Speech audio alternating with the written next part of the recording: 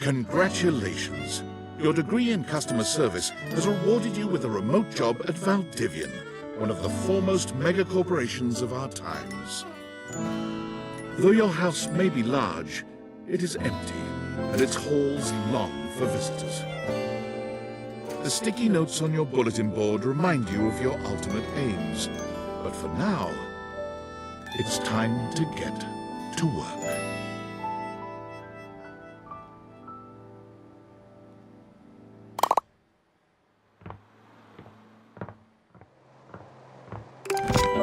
Valdivianites! Happy Tuesday from your favorite Chief Executive Officer, David Most. As you know, every day here at Valdivian is a reason to celebrate, as stipulated in your employment contract. Today, however, is extra monumental, as it's the first official day of our new hire. Please join me in giving her a warm welcome to our team. Out of the 30-ish job applications we didn't immediately burn, yours had the least spelling errors. You're joining us at a very exciting time, and we're all rooting for your success. As it lovingly says on the plaque above our daycare center, Valdivian, our business is family. We're so excited to have you joining ours. Coincidentally, the daycare center has been shuttered indefinitely due to the recent economic downturn. We thank our Director of Child Care Coordination, Irene Thomas, for her inspiring work. Hi there. You come highly recommended. I've heard great things about your can-do attitude. Oh, you are so welcome. I'm Tom, your manager, but you might find it easier to think of me as a leadership principal guidance associate. I'm not from your town myself, but I have heard great nice things about that specific locale. Seems like you are a customer success strategist. That's wonderful. You should be proud. Customers deserve success, and in a strategic way. What could be better? Okay, champ. I'll let you get to it. Hey, you there? Oh God, don't start. I know you must be bored. Just keep that customer service robot voice on at all times, and no matter how mad you get, never give it back to them. And remember, I might have set you up for this job, but you got it because you deserve it. You literally have a degree in customer service. That's right! Oh geez, here comes my manager. I gotta get back to work. Good luck, okay? You got this. I have a broken sewing machine. You have new tasks.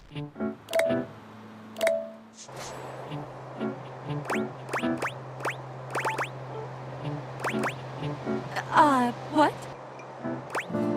No? Can you help me with this? Please help me with my problem. Oh, wow! Thanks! You're the best. Hello, I purchased this book and I'm extremely angry about it. Is there a manager I can speak to? Damn right you're sorry. Sorry looking.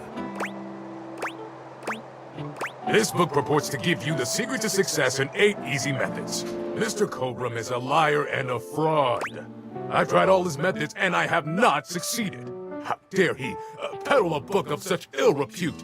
I need to lodge a formal complaint with Mr. Cobram and his ilk. You can do that? Gracious!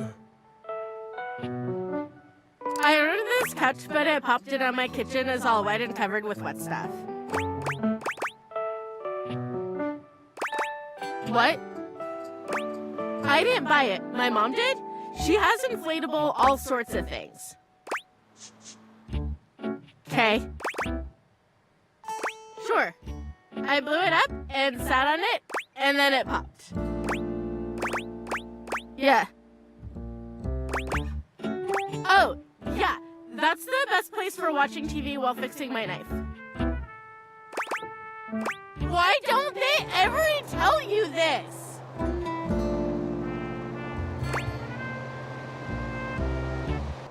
Okay, bye. I am a science teacher, Pronto Palace High School, Go Harridans, and I ordered this as part of a series in which I give students an element to take care of to learn how to be a good parent. This is not cobalt. It did not respond to normal cobalt stimuli. Well, normal cobalt is ferromagnetic. This is paramagnetic. Yes, of course. I have my credentials and have tested top 50% in the country. Why would you ask me that? Oh, I understand now. But no. I suppose it would be something to do with fire. I've always been quite taken by its properties. I see. This definitely appears to be your path. I will try again later. Hello, my name is Emmanuel, and I have counted precisely 480 paper clips in this box. I would like a refund promptly. Thank you.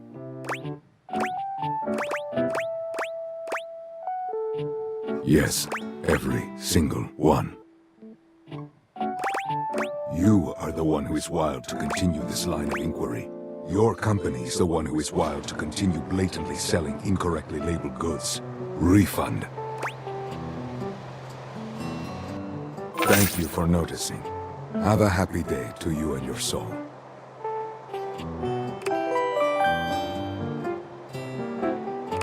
Valdivianites! Salutations from the chatbot that has replaced your CEO, David Most. Just kidding. CEO is an extremely important position, and there is no way a computer could ever replicate the ingenuity, expertise, and warmth I utilize daily to bring leadership to our team and value to our shareholders. Humanity is absolutely integral to the transformative work we do here at Valdivian, and I will defend the essential importance of human contributions in every single aspect of this company. Excluding, of course, the following departments: sales, marketing, finance, legal, operations, public relations, communications, products, research and development, customer service, facilities, janitorial, and, of course, human resources. If your department has been affected, however, do not fear. Your new Val 9000 AI assistant isn't here to replace you. It's merely a useful tool to help you determine if your job is obsolete. Speaking of, please join me in bidding a fond Valdivian farewell to Glenn Bernard and the amazing artificial intelligence team that built the Val 9000. While the Val 9000 has unfortunately determined your incredible skills would be better utilized elsewhere, your contributions to our shareholders won't soon be forgotten. Champ! Got a quick minute? Oh, knew you were always good for a quick minute. The thing is, Valdivian has done some really intensive research.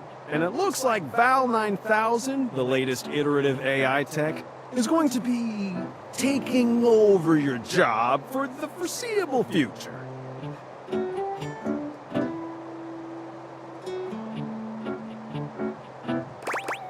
I don't think so. So I guess we don't necessarily need you around anymore, but we can't exactly let you go without cause. You and I are in something called labor limbo. We'll be around until we specifically muck things up, which then they can terminate us with cause. So, no muck. I'm over here doing my best too. Keep following the leadership principles and I'll check in with further updates. So are you one of the affected people? I mean, I knew this was coming soon, but didn't expect it today. Sorry for getting you this job and then getting you fired. Oh yeah? That kind of makes sense. In a completely twisted way, of course. Well, they're gonna lock you out of here on your computer, so we can't talk here anymore. Are you on Discord? Well, you do now. We should talk there more. Who knows who's listening to us here? Talk to you later.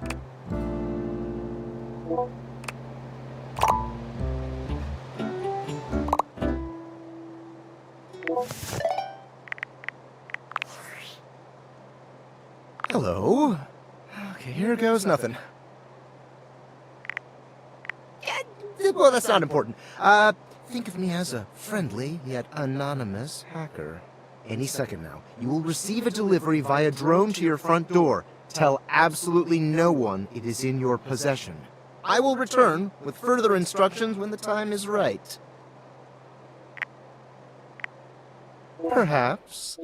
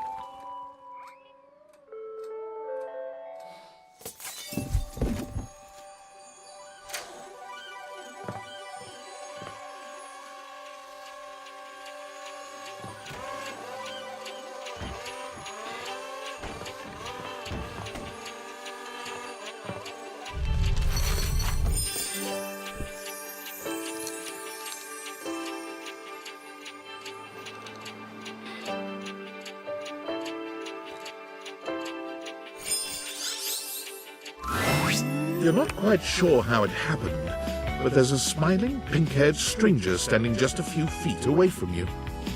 You don't remember inviting anyone over. You certainly remember inviting someone this cute to your house. Hey there! Your life is about to change. Hope you're ready. You know it, but I'm not just any pair of glasses. I'm here to help you out. I'm a pair of Daviator glasses. My name is Skylar Specs.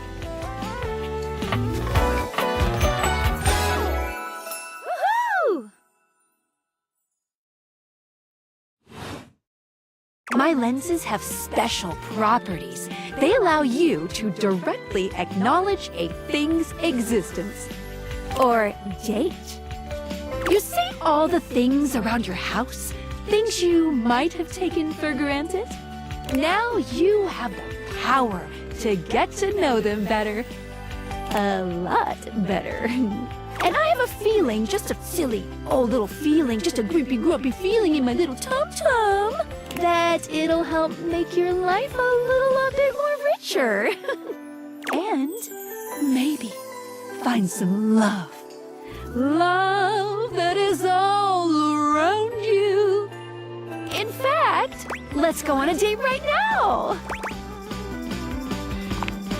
So, we are going to awaken our first dateable object. Go up to a door, any door, and shoot some cool beams at it. Yeah, pew pew pew pew, go, go.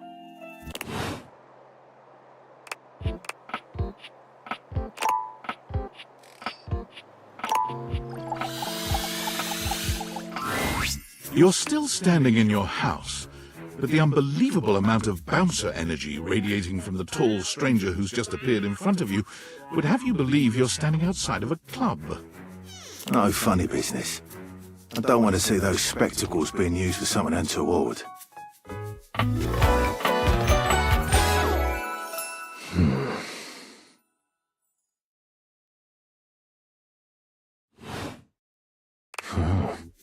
Hey, Dorian. Trust me, this is going to go super well. You sure about that?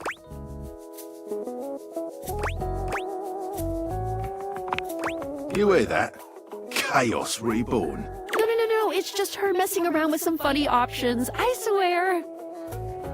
After awakening an object for the first time, you get to speak with them here. You get to speak with each object once per day. We get a little knackered by using this newfangled Daviator rubbish, you see. Sometimes when you reach a certain level of affection with a dateable object, your relationship status changes. There are 3 statuses: love, friendship, and hate. Love can get you towards some really special paths for those you are truly interested in. But it's not necessarily the best of the options in my mind. Dorian is a big defender of friendship. If everyone were friends, the world would be an awful lot safer, in my opinion. I've seen the complications of love. I've lived through the jealous quarrels of hate. The true bond is one between 2 friends with none of the intricacies of romantic tension. That's our bouncer Dorian talking, but you can go toward whichever one you like. Even hate, which isn't my fave personally. You speaking of Reggie? Ugh, don't remind me. Human, you seem like a good sort. So we'll be friends. For now.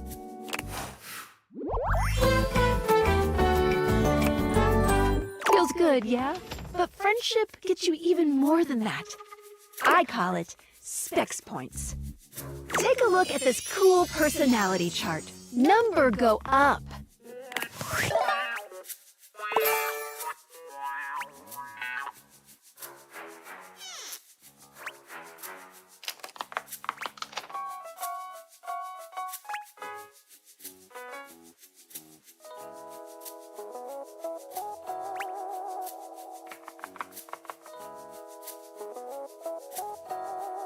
Each dateable object has points to give whenever you achieve an official relationship status with them.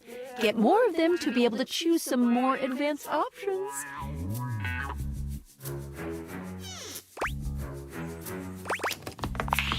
You wear it well. You can check out your specs points on your phone, which... Wait. We gotta talk to your phone. Duty calls, love. Bye, Dorian. Take out your phone and then shoot my beams while it's out.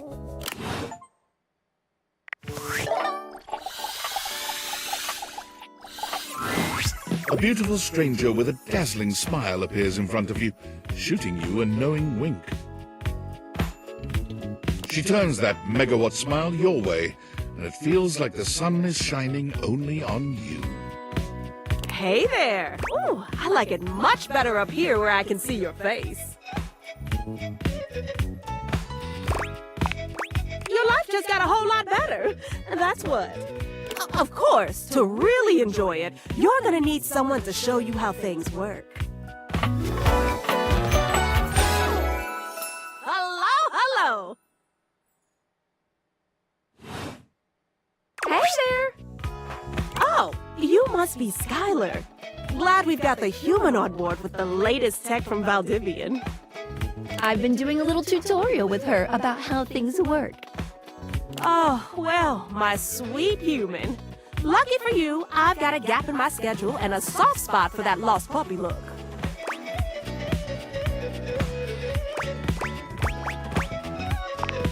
Aw, yeah, that's the one. It is. Anyway, I installed some apps on your phone that are only accessible when you put on your glasses. Bring out your phone, put on the glasses, and you'll see some new ones. One of them is an app Skylar made called the Data Dex. It's my way to keep track of all sorts of fun info about us dateable objects. Because there are a lot of us around this house.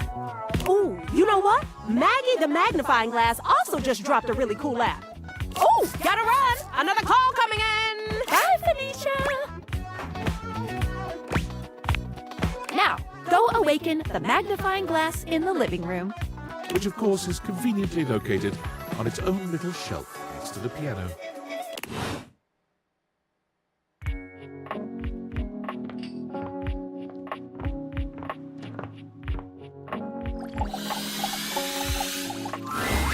There's a distinct air of mystery to the private eye that stands before you. She reminds you of the old detective serials your parents used to watch. She gives you a scrutinizing glare through her magnifying glass, one eye comically enlarged. It's especially goofy looking to see it on someone with glasses. Well, well, well. What have we here?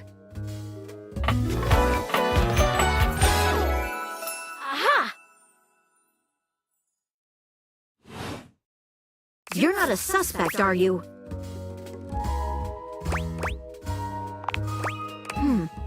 Very suspicious behavior, this not knowing. Maggie, it's our human's first day talking with us. Go a little easy on her. Interesting. These glasses come in from the outside and are already trying to influence my case? Trust me, this human has a lot of potential to make this house a better place. Doubt it. Regardless, as you are the human, I should give you a way to track down all the suspects yourself to keep you on my side, hopefully. I call this feature Rumors. It's installed on your phone. Ooh, that tickles. Unlike Skylar's Datadex that gives you the lowdown on those you've already met, Rumors tracks clues you've been given to locate all the pesky, hidden objects that are tricky to find. It's good for rounding up suspects, tracking down evidence, and getting a sense of the household scuttlebutt. It'll be tough, but worth it. The more you find, the better your specs will be. Take a look at Rumors in your phone. It'll help you find your way to your last dateable for today. Good luck, Gumshoe. It's getting late. Who should be the last one we talk to before I run out of charges? Oh, check out that rumor Maggie gave you if you need ideas. Wink, wink.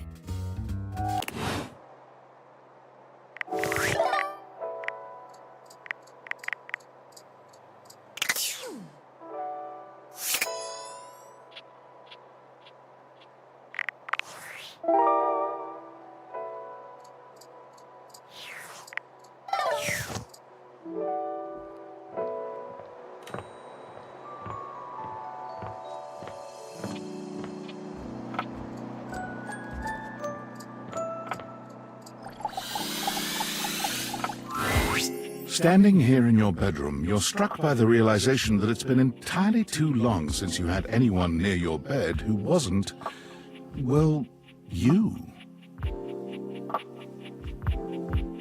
How strange, then, that the beauty standing before you feels so familiar, even though you're certain you've never seen her in your life. She's all curves and comfort, a soft body and softer facial features that seem to invite one closer subconsciously. She's positively enchanting. Hey there, stranger. Because you do. I'm Betty, and I'm your bed.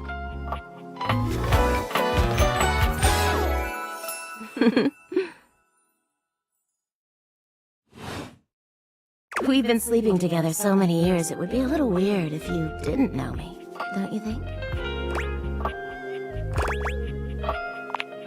A beautiful bed, anyway. It's a shame for someone as cute as you to be alone for so long, isn't it? Will you be bringing someone back here anytime soon? Don't you worry.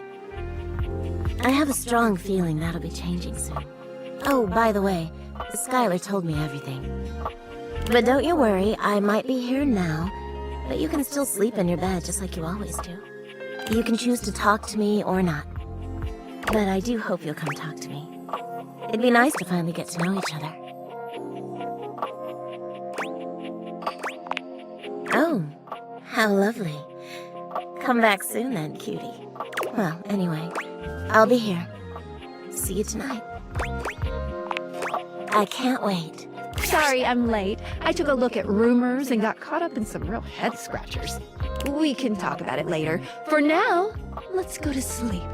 Today, I kept you on a tight schedule, but tomorrow is a brand new day, and you can truly experience your new powers to your heart's content. Oh, hitting the hay already? Come get comfortable then. Good night. See you tomorrow.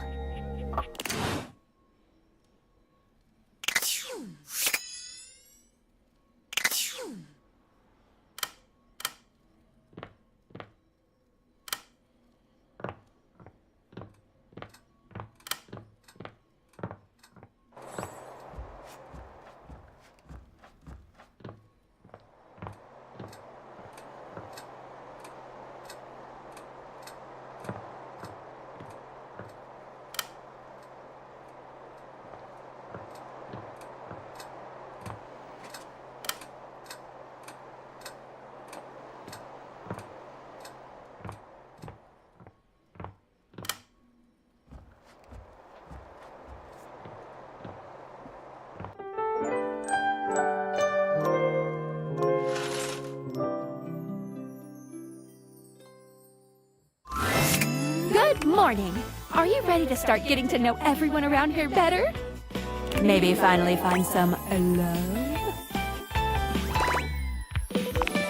Oh. You certainly can. But I'm still in my tutorial mode setting. On the clock with a new user, you know? You betcha. So, if you want to get to know me better, take a look at my app starting tomorrow and we'll see. Any other questions?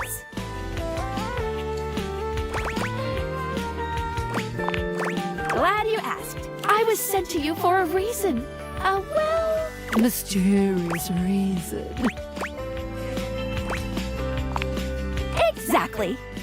Since there's no one else here you can ask about it, I'd recommend doing the only thing you can do, and date. Any other questions? I would suggest following up with Maggie next. As a detective, she'd have some good places to start. But really, there's no going wrong here. Talk to anyone you want, in any order you want. You're basically in a big, huge sandbox open for you to play in. Except instead of sand, it's your house. And instead of a box, it's also your house. Any other questions? You can leave your house at any time, but when you do, your journey with me pretty much ends right there. I was sent to you in secret by that hacker. And as soon as you step outside with me, Valdivian data drones will take me away. Oh, it's a terrifying thought. Anyway, I wouldn't recommend leaving your house now. Your adventure has only just begun. Any other questions? That might be it for this little Date Theaters tutorial.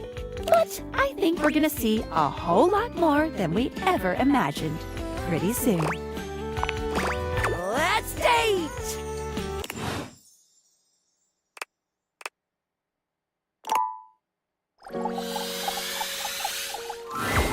Hey there.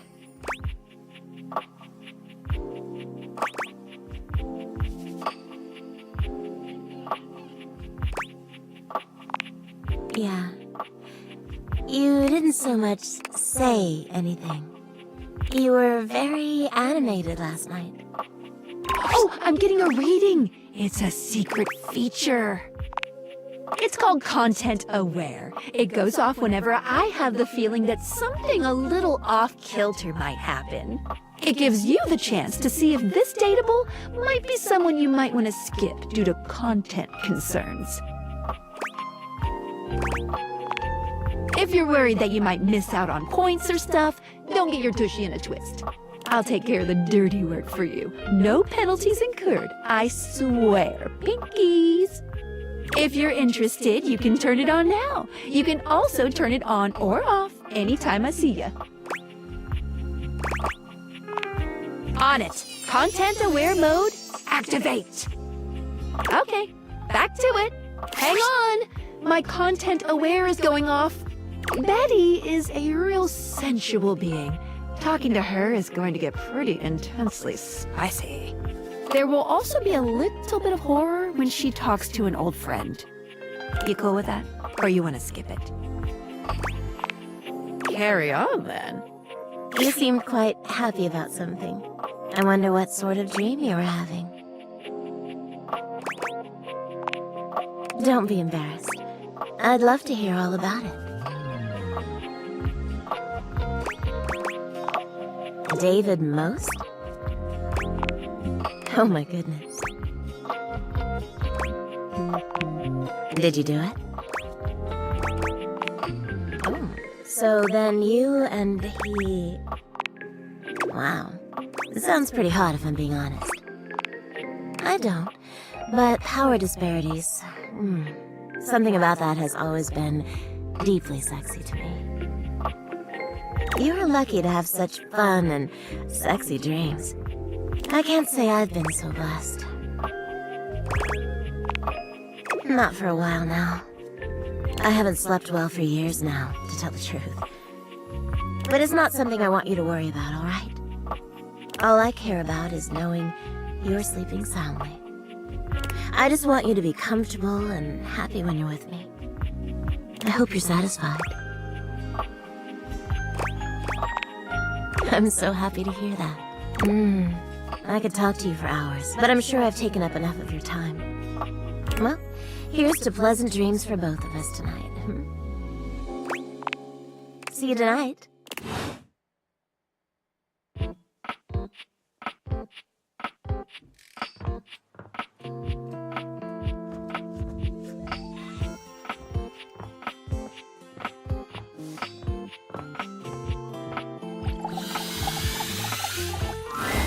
Oh, hello again. Come for more rumors? Looking for more suspects? You and I both never know when another suspect will turn up. Absolutely. I can guarantee that according to my knowledge, there's one hard-boiled criminal in this house. But with me by your side, there should be no issues at all. Here are some rumors that I have turned up.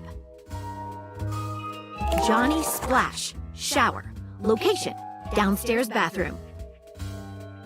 Winifred water heater. Location, office closet. Lyric literature. Books. Location, anywhere.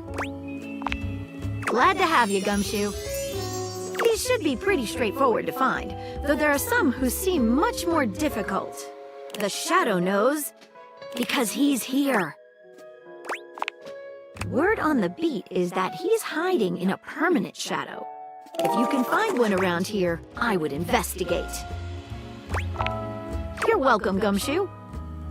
Keep pointing those spectacles at everything you see, and you'll find a whole array of potential suspects at your fingertips. Or eyelids, as it were. Phoenicia can help you track down plenty of other rumors, if you're looking for more.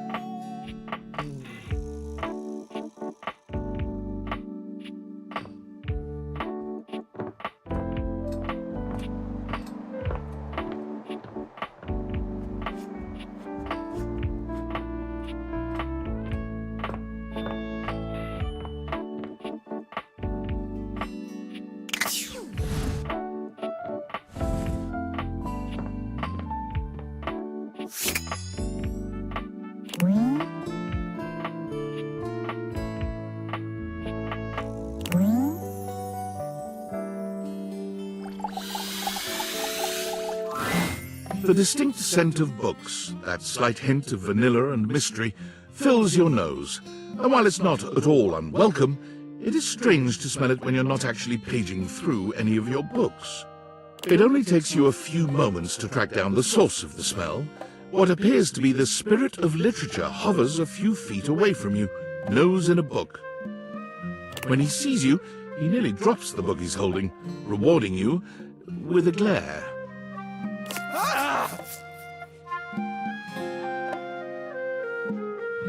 Oh, for God's sake, you cannot sneak up on me like that when I'm reading! You have no way of knowing what world I've been in. I might mistake you for a zombie or an ill-mannered country gentleman, and, well, I might have to act accordingly, you see. If you were a zombie, I expect we'd be having a very different conversation. It would probably go something like this.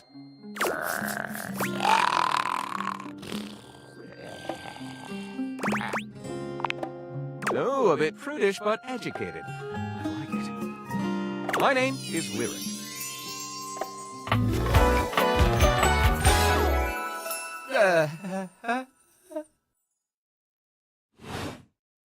I chose the name myself, you know. I was originally written as Lionel. Can you imagine?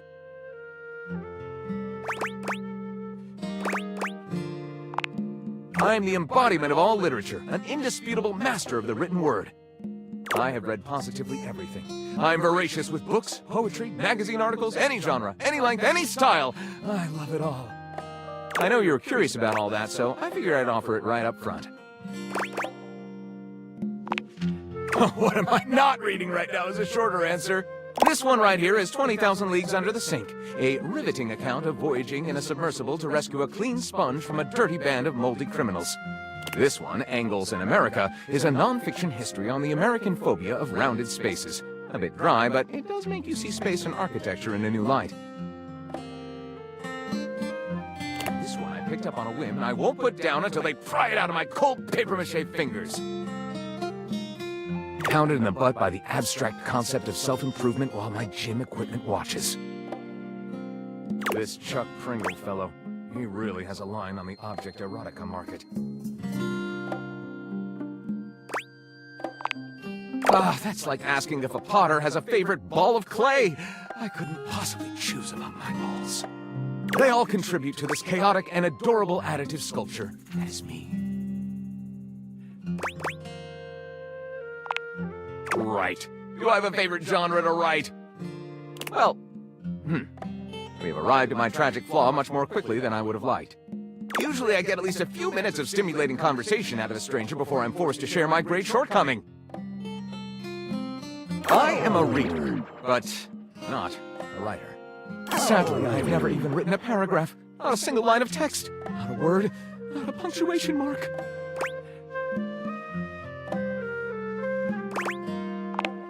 We do? We? Do you mean that you would help me write? Write with me? We could co-author the first book of Lyric? Well, I never. This is most excellent. I wager you're about to become the first human in history to help a book write a book. All very exciting. I have some materials to gather. Pens, paper. We'll probably need quite a bit of extra paper to crumple dramatically on the floor when writer's block sets in. Oh, how fun! I'm about to experience writer's block! All right, I'll get to gathering. I'll need some time, but when you return, ready shall I be.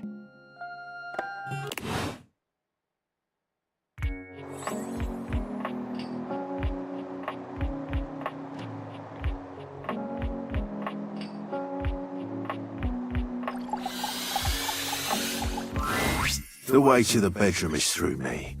Unless you were completely barking and went the long way through the gymnasium, bathroom doors, and then here. Dorian makes a sound rather like a robot attempting to imitate human laughter. Ha ha! The very thought of it makes me crack up. Dorian laughs even harder, but his laughter sounds no less organic. Ha ha ha! I've got to stop.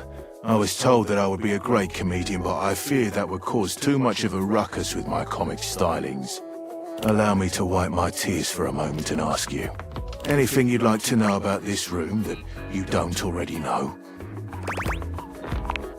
If you haven't met her, Diana the Diary is a little hard to spot.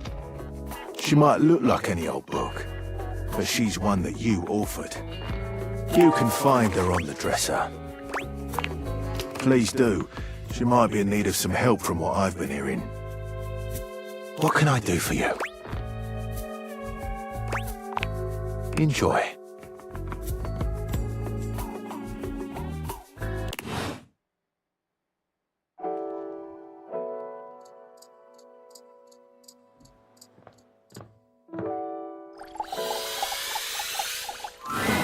A strange figure stands before you, a whirlwind of conflicting energies and vibes. Manic and dignified, friendly and intimidating. She's dressed like some sort of quasi-Victorian text-themed aristocrat. You couldn't have imagined what the date theaters might make of your thoughts transcribed on paper, but if you could, it likely would not have been this. As you approach her, she launches right into what feels like the middle of a one-sided conversation. Why do you ask?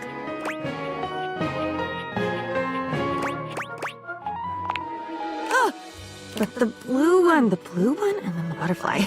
Why is there so much sand? Ugh. Hang on! My content aware is going off.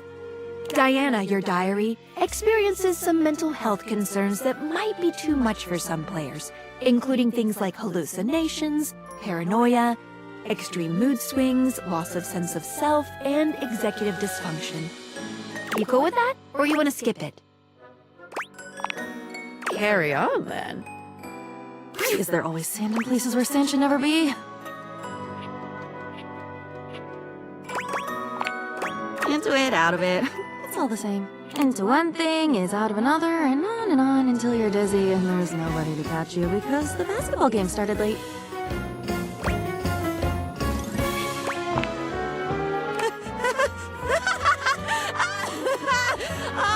Oh my god. I've been falling. I fall so much. I can't even remember the last time I landed. It's all falling. You said already that you'd be there. Wasn't that you? At the Italian place that Saturday in New York? Wasn't that you?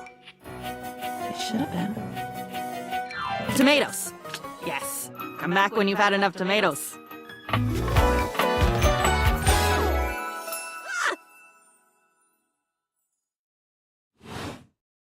With that, she is gone.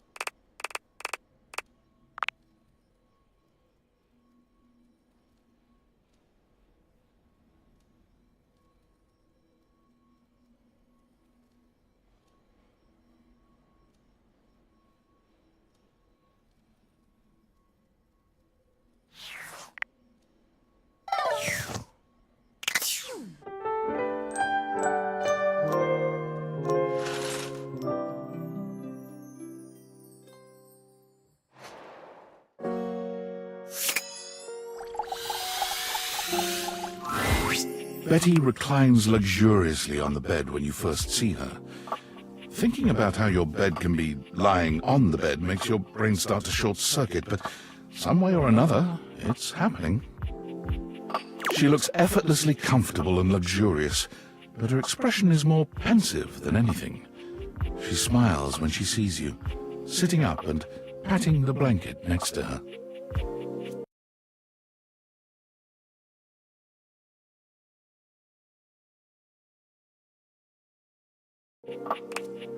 I was just thinking about you. Were your ears ringing?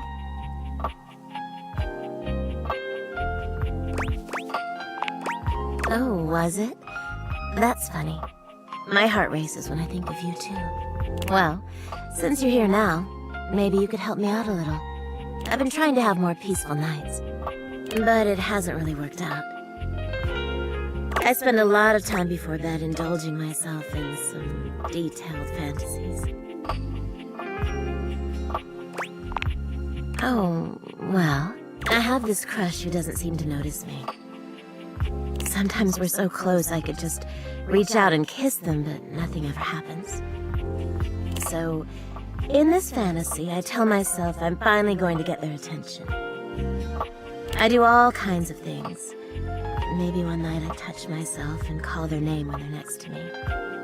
Maybe I bring someone home and let them catch us in the act.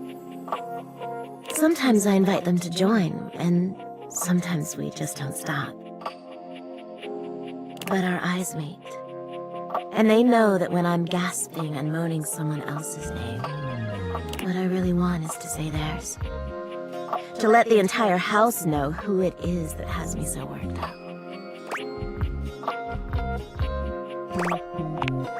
You are so sweet. Unfortunately, it is entirely possible. But thank you for saying so. I've got all sorts of fantasies queued up every night. But no matter how much material I feed my brain, I never seem to carry that blissed-out, warm feeling into my dreams. I tried getting into lucid dreaming for the longest time, actually. I practiced for years, but it never worked for me, not once. Really? Ugh, I'm so jealous. It must be wonderful getting to choose what you see when you close your eyes at night. But there's no point in dwelling on it. It's just not in the cards for me. Well, my lucid dreaming attempts are long behind me now. I do wish I could get a little peace at night, that's all. Oh, nothing. Really nothing you need to worry about. Don't waste another moment on it, okay? Well, what can you do, hmm? Maybe I'll take up meditation. See you tonight, then? Me too.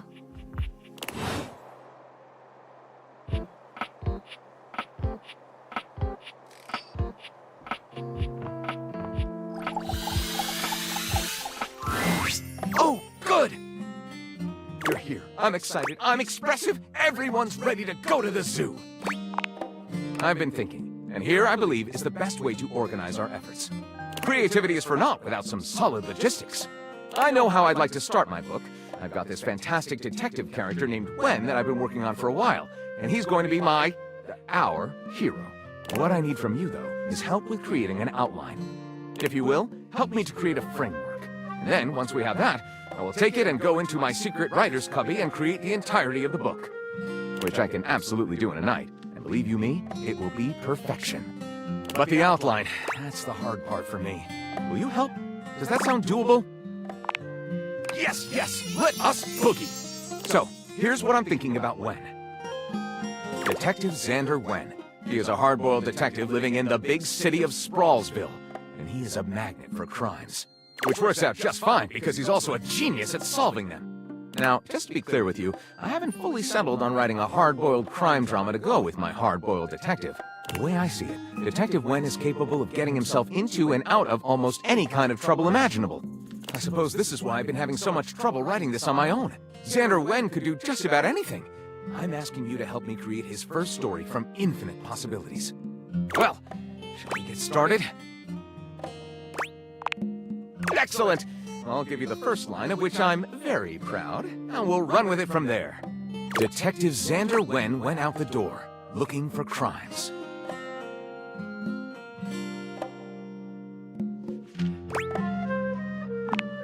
Apparently, Xander had inherited a breathtaking ranch in rural Montana, where Hunky worked as a muscular, virile ranch hand. And upon arriving at the lusty Lasso Ranch, Xander was instantly entranced by the rural beauty and Hunky's broad, sculpted chest. As night fell, a glistening Hunky leaned close to the nape of Xander's neck, and with a voice smooth as silicon-based lube, whispered,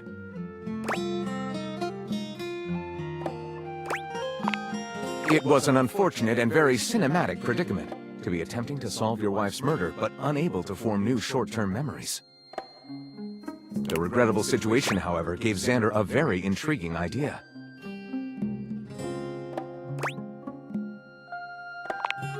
Since Hunky was obsessed with finding his wife's killer, but also had severe brain damage, he was an incredibly useful patsy.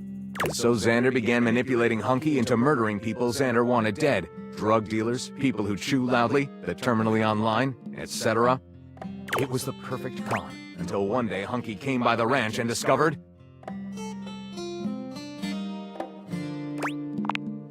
Now, joining the Mile High Club was mostly to distract Hunky from learning the truth, but also Xander legitimately wanted to do it. And so, after buying 2 discount tickets to Boise, Xander and Hunky locked themselves in the plane's lavatory and proceeded to...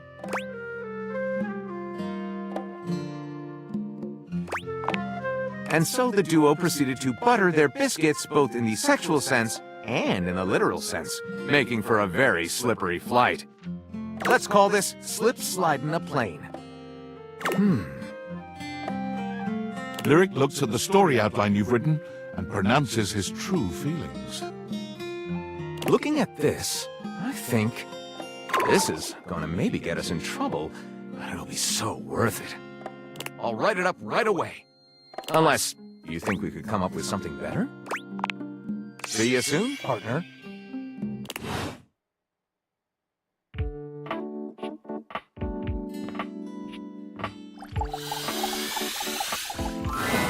Diana is fully absorbed in her own endless monologue when you find her again. Round and round the mulberry tree, round and round the mulberry tree. I ate a mulberry once. Actually, I had them dried in a trail mix with cashews and some cousin to chocolate. But then I bought the trail mix at a different store and I chomped down and there was glass in it.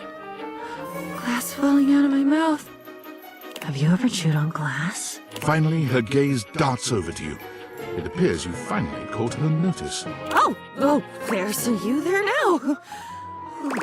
Are you there? Is that you? Good gibberish. Gibber, gibber on the jib. Where they hang people. It was a good hanging. I missed a good hanging, chum. The fellow's feet twitched for a full turn of the clock. Ha! Or I'm a blown fool.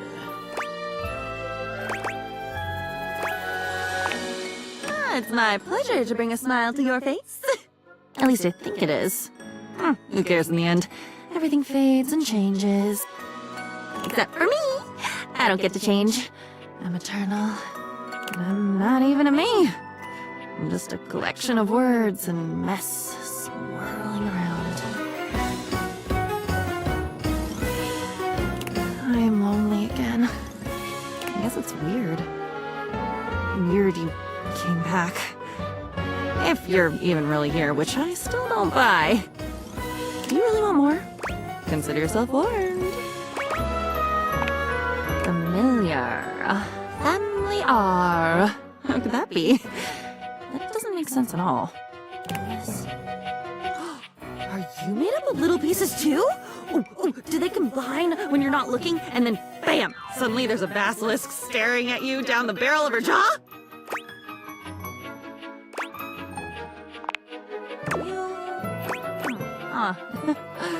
You're making me bounce on my feet, pal. Jab, jab, cross the boyo. Well, bring it on, Captain Bligh.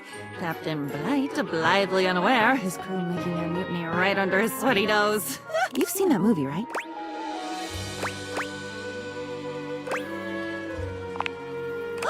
I'm your diary.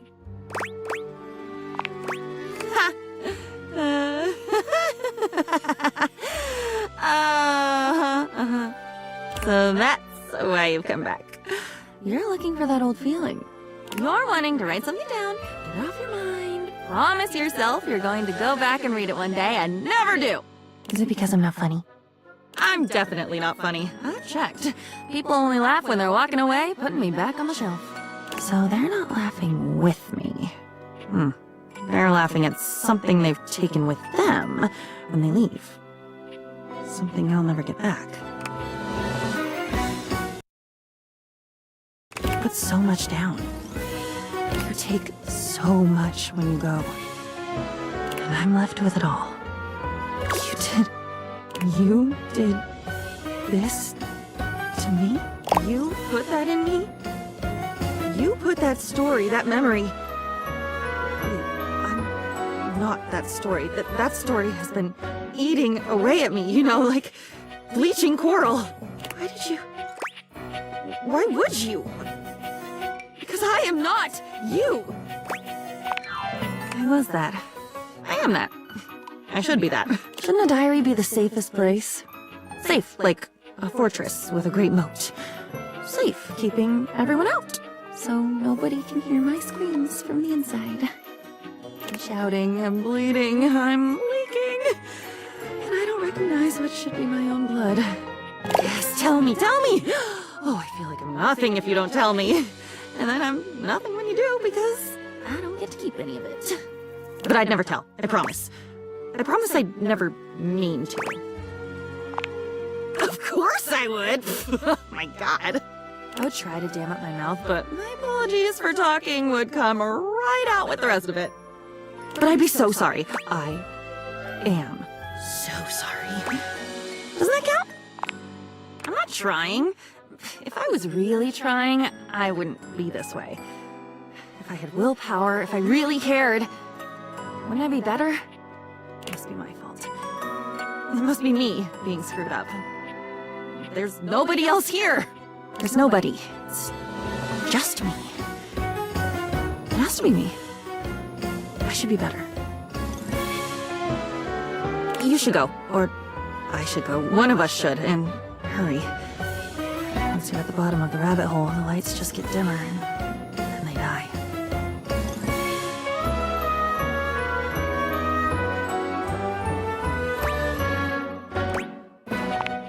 Of course you've been down. Where do you think I learned how to do it?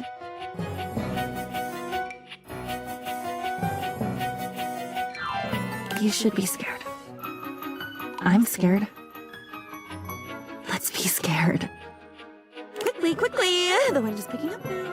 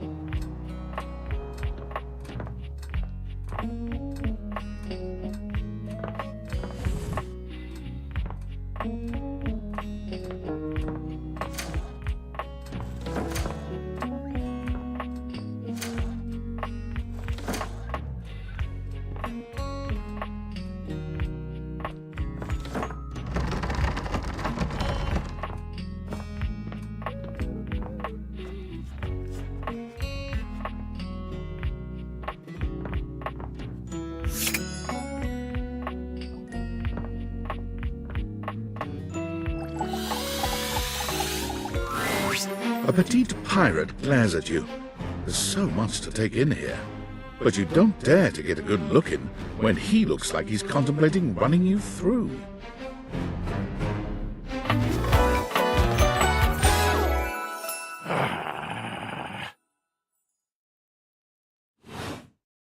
Oh, look, it's you. Come to make fun, have you? Who else do you see? Do you legitimately imagine anything that cascaded out of that Brobdingnagian mouth of yours could shock me? Do you honestly believe I could be shocked?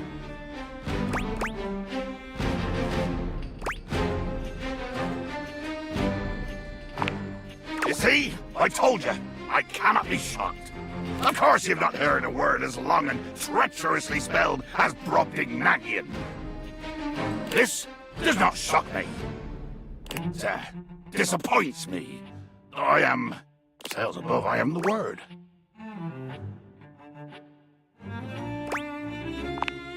Woeful. Oh, woeful indeed. Full of the woe I inflict on any enemy. Every land-loving bill-sucker foolish enough to cross me path.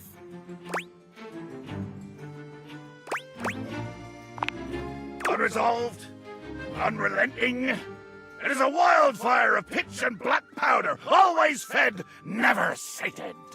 Too much. The line is crossed. Your pitiful life is forfeit to my magnificence. Love? Think ye I look for love? Your insolence brings you only death. Dear sweet Davy Phones! If you insist on reducing everything to its simplest expression... Yes, I am going to kill you. Oh, you require an accounting? You insulted and demeaned me. You passed judgment on an existence you could not possibly understand or hope to equal. You belittled me! Maybe you didn't. But you exist, and you're here. And I have to end something. Bear witness to your undoing. Can you not feel it? Do you beg for quarter? For mercy from the most murderous, blood-eyed codger to plow the fathomless flood? Of course I am! I am killing you, right now! I'm tearing you limb from limb and dangling your bits from the rigging to tempt the crows! You take a moment to inspect yourself. Your limbs and bits all appear to be just where you left them. Oh, I am! I'm filleting your sorry rind! In my mind! Damn your hide, speculative! It's as real as the snap of sail in the wind, the squish of flesh and bone as it makes way for my blade!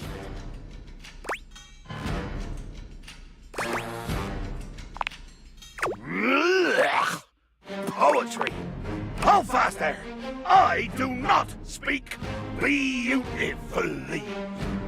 I am the fearsome Captain Jack Sparrow. I am the plague of the high seas. I deal in death, spectacle, and warning. I spout the macabre. I vomit forth danger and horror. There is nothing beautiful in my world, least of all my damn self! Jack makes a strange noise, almost akin... Oh, nothing. I was hoping you would argue with me and I could try and kill you again. It makes me growl when people are conciliatory.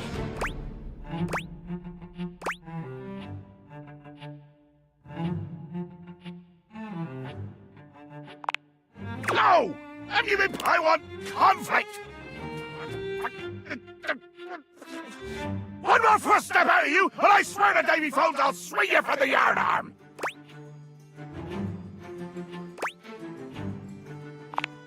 Let there be blood! I load my cannon with heavy iron rounds to tear through anything and everything you might pray to put between us!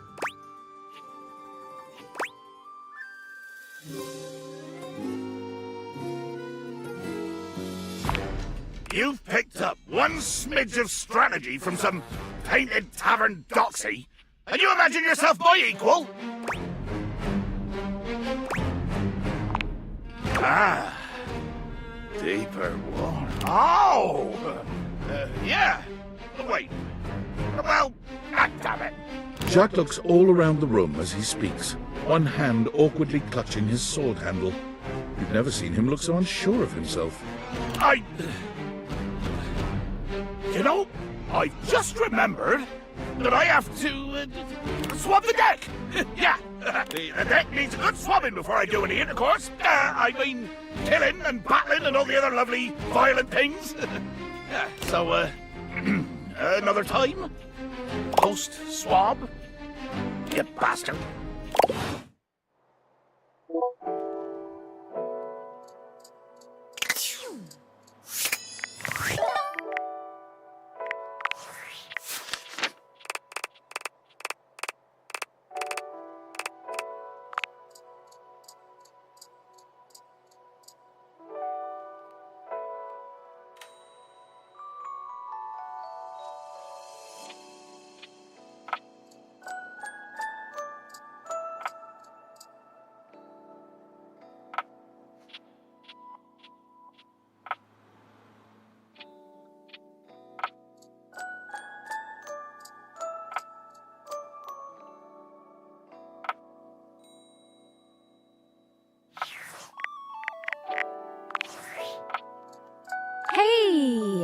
How's things in labor limbo?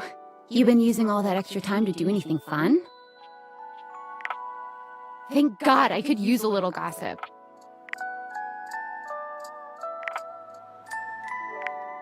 What, just out of... So what was it? What power?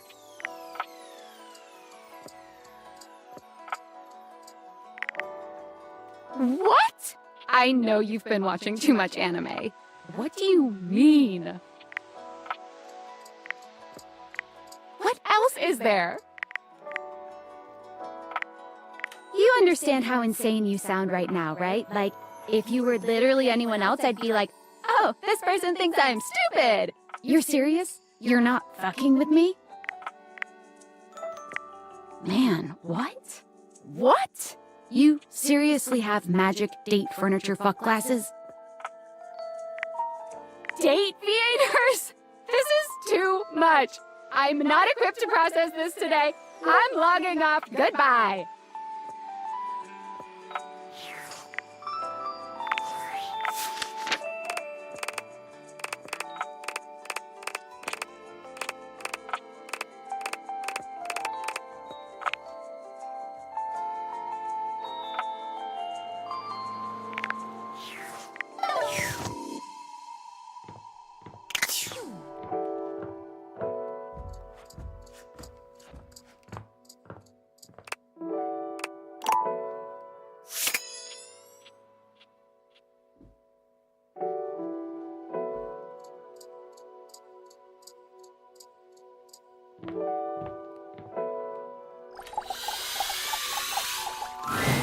The stranger standing before you is dressed to kill. A sheer black catsuit, studded black manacles with pink fur trim, and a variety of brightly colored accessories drape their shoulders and frame their delicate features. Loneliness has been such a defining factor in your existence over the last few years, you've almost forgotten what it's like to be around others. You've certainly forgotten what it's like to be around someone like this. You almost feel as if you've stepped into a sex shop. Hey, so that little bag that's in the dresser next to your bed? They're sex toys. Toys? Pleasure is not a game, darling. But at least you didn't call me a marital aid. Benoit is gonna have some pretty choice dialogue and themes. They're adults only. They might also be a little pushy with their consent. You want to skip me? That's fine. I can have plenty of fun all by myself. Okay, have funsies. There you are. I was beginning to think you'd forgotten me. Cute. I'm Benoit, your partner in pleasure.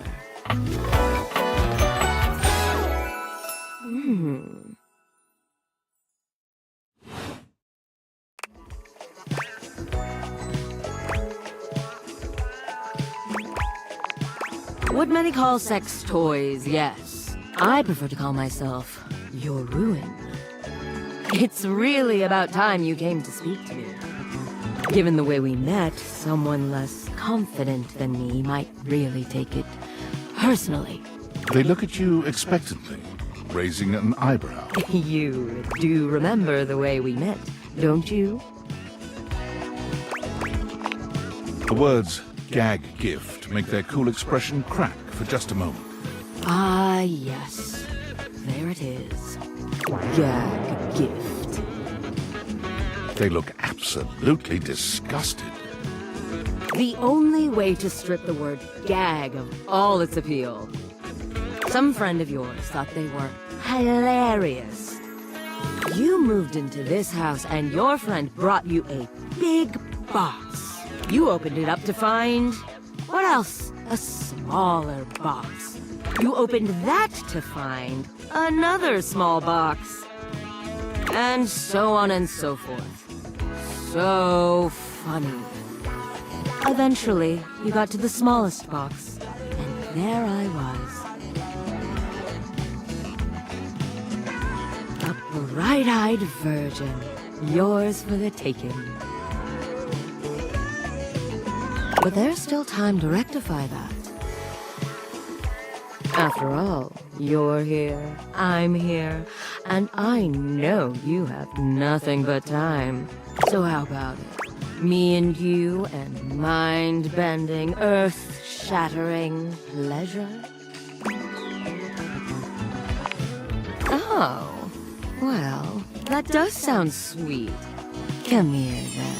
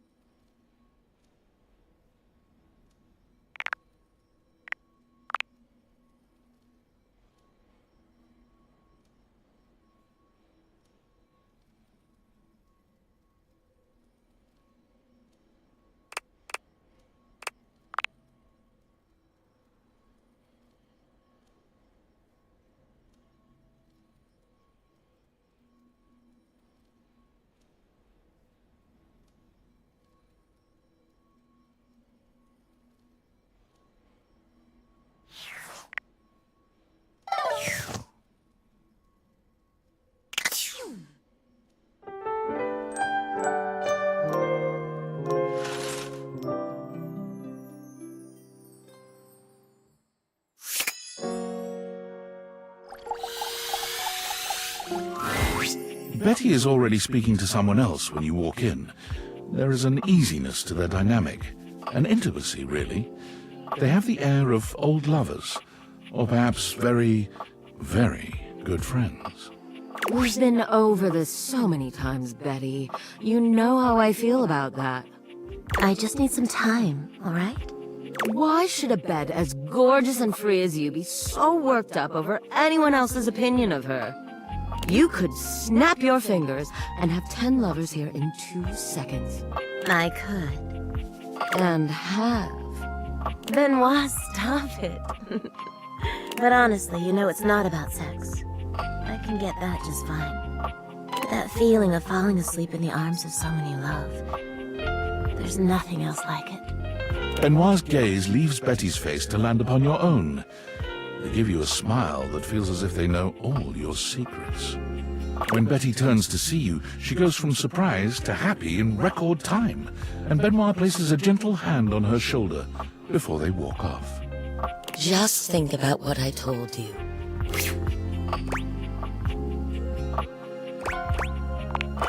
Are we what? No. Absolutely not. Benoit and I are just very good friends. With benefits, of course. Well, sure, though, gosh. I wish you hadn't heard that. It's just a really specific sort of loneliness, you know? I'm sure you didn't come here just to hear tales of my sex life. What can I do for you, honey? Did you want to relax? Maybe take a nap? Get to know me better? Why? Oh, I don't know. It can be hot to sleep with someone you know nothing about. And of course, some people fear intimacy. And getting to know people is a step on the road to intimacy. Well, you know what I am, what I do. You know I'm a free spirit. What else can I tell you about me?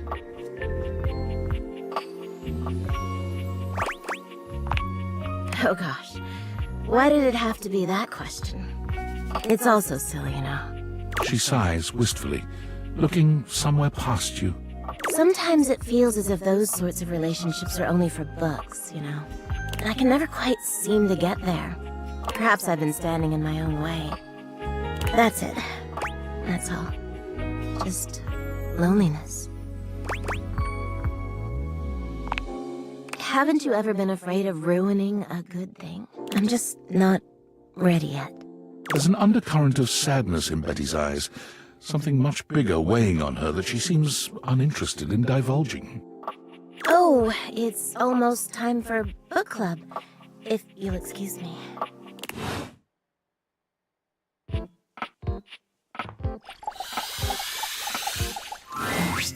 I've written it! The tome! Pretty heavy, but worth the effort. But it's not enough that we've written this. One should always check in with the hoi polloi before publishing. So I've brought along my favorite friends to bounce ideas off of. The wall, ceiling, and floor, of course. Who else would be a support group, darling? Here it is, my very own book, written by myself with help from the human. And the name of the book is... Why, you can read the name on the book itself. It's just always nicer when the one presenting says the title out loud. I can't. You say it. Me? Why would I say it? Florence? Oh, I'm not good with crowds. Thank you for saving me the trouble, Wallace. Let's begin. This book is quite arousing. I've read books like this. Under the covers with a flashlight. Whoa, whoa. Oh, I didn't know that, Wallace. Thanks for the history lesson. I didn't know you had it in you, Lyric. But this is a good one. I'm full of surprises. Thank you for your support. It's what we do best, Lyric. Well, should we go ahead and publish? Marvelous! I'll submit this to Mac right away.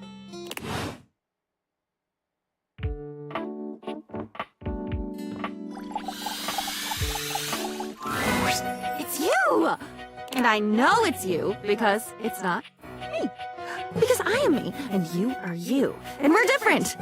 I'm your diary. I'm holding all the stories. Dear God, you have a lot of stories. It's all so damn sad. Oh, no wonder I feel this way all the time.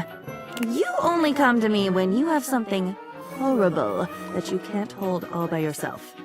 It's something painful and weird and full of spikes, and when you've had enough of it, you just close me and walk away.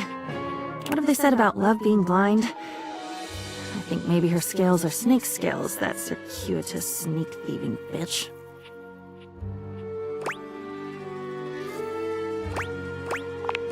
Don't you mean your mind? I've never had one of my own. I've just been a proxy. I'm an appendage. I'm a prop. You take what you take by giving. And you don't give by taking any of it back. Or by taking responsibility. Or even by writing down the things that were beautiful or soft or sweet. Things you keep in your head and you siphon off all the shit and the loss and the seething resentments until I'm drowning in you. What if I wasn't just you? What if I am on my own? What if I could watch a sunrise and think not about the people who will never be able to watch it with me, but about how pretty it is? Maybe I can. No! Don't you get it? It's always together. I've been a conjoined twin my whole fucking life, only I didn't know it!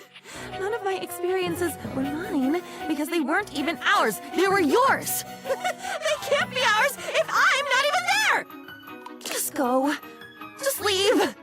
You're always there. Don't you see? Always and never. Always for you and never for me. I'll die if you stay away. But if you don't go away right now, I'll combust. Whoosh! With a look back at her to make sure she doesn't combust, you take your leave.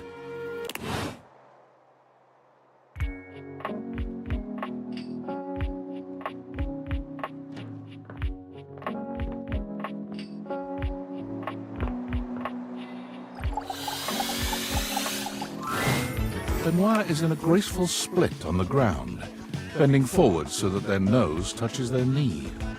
They smile when they see you. They take their sweet time getting up. Perhaps they intend to show off for you. Oh, hello. Don't mind me.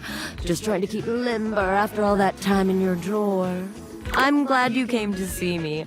I thought of a wonderful way for us to get to know each other better. Aside from the obvious and surefire method, sex. Sex, for one. But aside from that... They pull a small black and red box out from a drawer. Sexy questions for sexy people. A card game designed to help couples working on their intimacy. Not that I need any help with my intimacy, but you seem a bit shyer than me, so we might as well make a game of it. Benoit draws a card and reads aloud to you. What is the wildest place you've made love?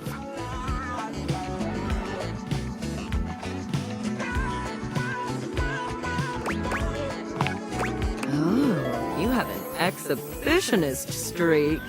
Benoit tosses the card aside, pulling another. Okay, how about this one? Favorite place to be kissed? Oh, yes, I like the way you think. For the record, my favorite place to be kissed is just above my hip. You know, if you were curious. Benoit rummages through the cards, frowning at the ones they pull up. Surely there are some more interesting questions than this. Oh, God, no, not this one. Eventually, they finally pull one that puts a twinkle in their eye. Describe your perfect date night.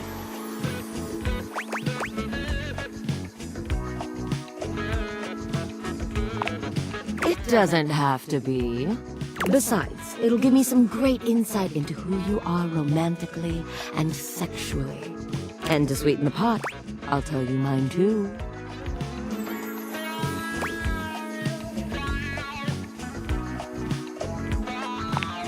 Like...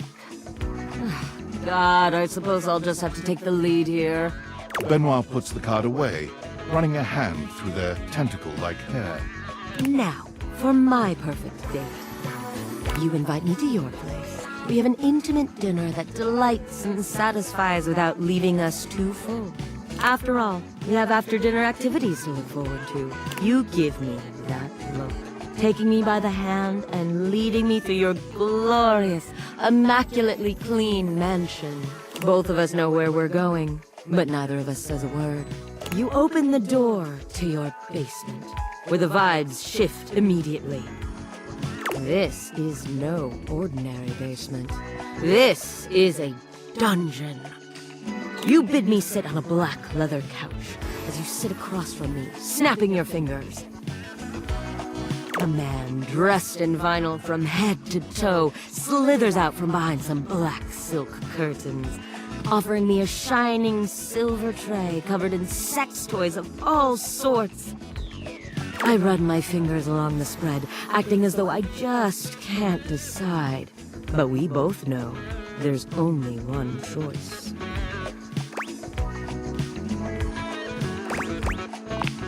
Exactly. The Indominator.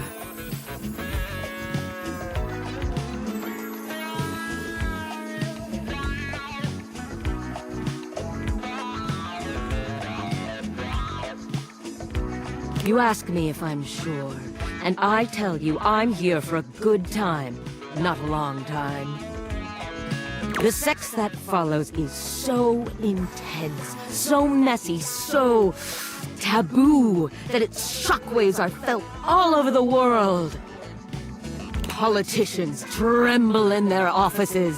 Couples feel an unexplainable draw to do that thing they've been curious about, but too scared to try.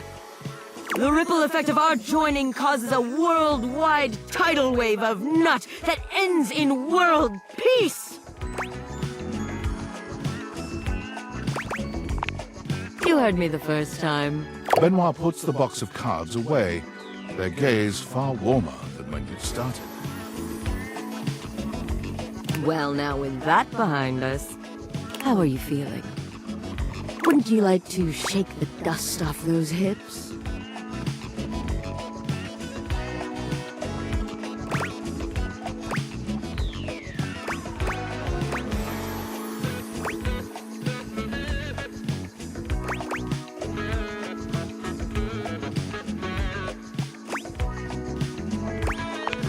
Benoit frowns. Well, it is intimacy.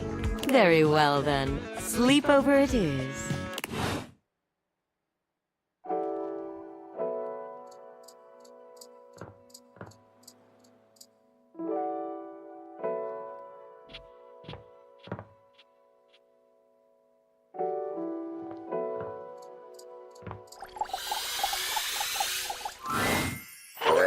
stranger. I'm Dina the Dresser. Need a helping hand?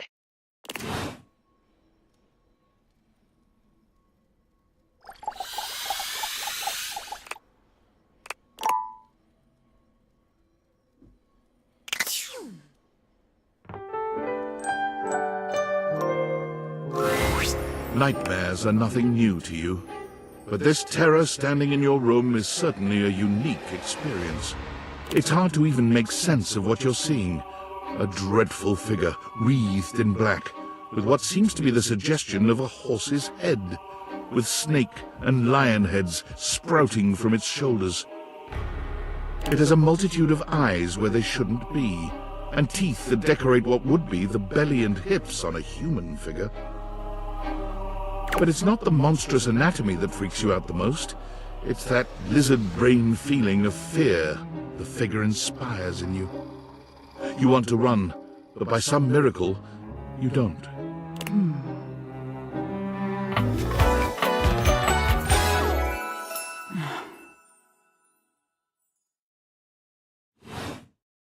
Hang on! My content aware is going off. Nightmare is, well, just that. If you don't want anything too spooky, I'd recommend skipping this one. She'll go into talking about insects, body horror, and levels of unreality. You cool with that? Or you want to skip it? Carry on, then. There's something crawling up your leg. Don't you feel it? You know it's there. A fly, maybe. Or something else. Something a little more malevolent. A little more vicious. Crawling up your leg. Aren't you going to do something about it? Ah, that's right. You can't move. Now there's another on your arm, and another on your shoulder. Dozens of little prickles across your skin. The prickles turn into punctures. The picture of poison pervading the parts of you you keep under the covers. There's an itch by your mouth as one pries open your lips, scurrying down from your cheek. So many little legs. Spiders. Or maybe ticks. Another crawls across the curve of your ear, and you hear it. The scuttling. The buzzing. The sound of your flesh being devoured in a million nanoscopic parts. Whatever they are. They're eating you alive. Ah, that was fun. Didn't take you as such an easy scare. Aw, are you getting all flustered? All that adrenaline catching up with you? It was simply delightful to meet you. No need for pleasantries. I've been in your head your whole life. Until next time. You'll see me sooner or later, but if you want it to happen sooner... They say coffee at midnight is a good way to invite the darkness in. Sleep with one eye open. She fades into nothingness, with one last creepy laugh.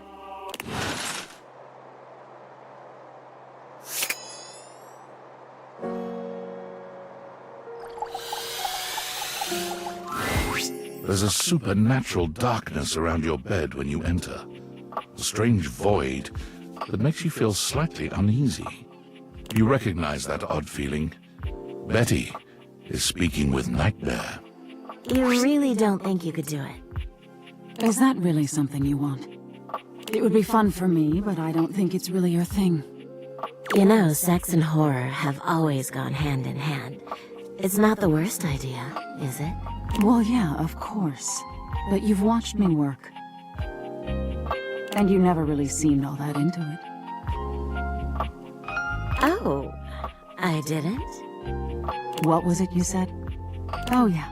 It was, oh God, why are you doing that? Is that really necessary? Now that's just excessive. I remember it differently. You weren't even watching. You were looking through the cracks of your fingers. Give it up, Betty. My work is not for you, and that's all right. Nightmare's gaze falls to you then, and you feel a shiver run down your spine. I'll see you later.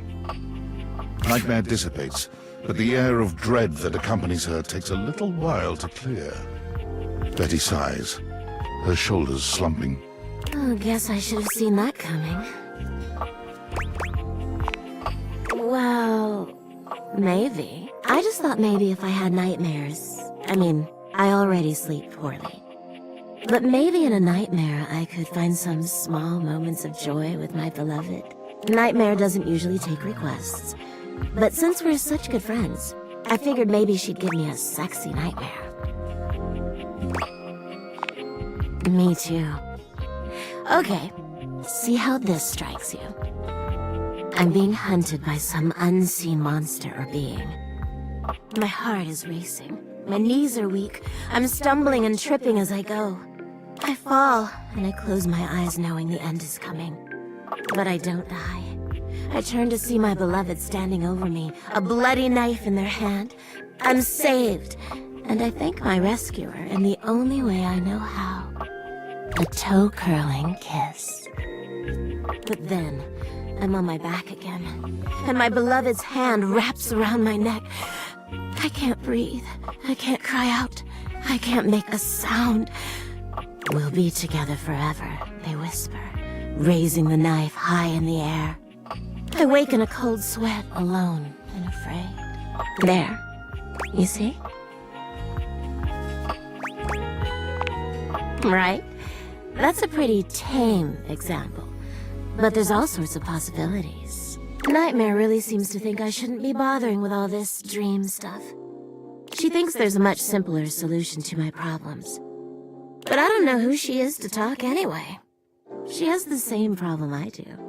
She just deals with it differently. It's not my place to say. I've already said too much. Please, let's forget I said any of that. You would? You're too sweet, you know. It's funny, I was just thinking of you. It seems like that happens a lot, honestly. I think of you, and here you are. It's a shame I can't seem to manage that at night. I haven't been the most subtle, have I? But I guess I should just say it. You're the one I've hoped to see in my dreams. My beloved. The one who tortures me with your proximity. You don't have to do that. I get it. I'm not exactly the most subtle piece of furniture. For years, it's been just you and I here. And I've had to watch you sleep with that angelic look on your face. When I was at the warehouse, I never had this problem. But the day I was delivered to you, you laid down. And I knew right away I was in trouble. You don't know what it means to me to hear that from you. It's what I was made for, you know?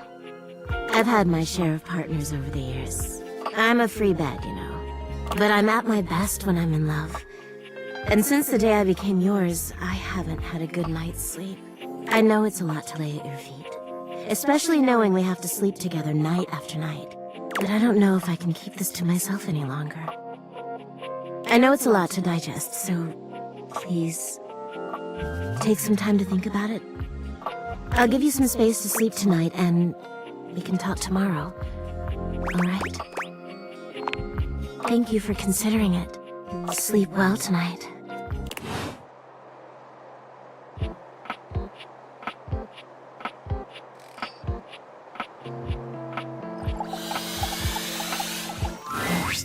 Here we go. We're going to find out if our book did well. I can't decide if I feel excited or profoundly ill. Well, well, well. Looks like we've created something wonderfully spicy and arousing. I wonder, does the co-creation we birthed indicate any latent feelings on your part?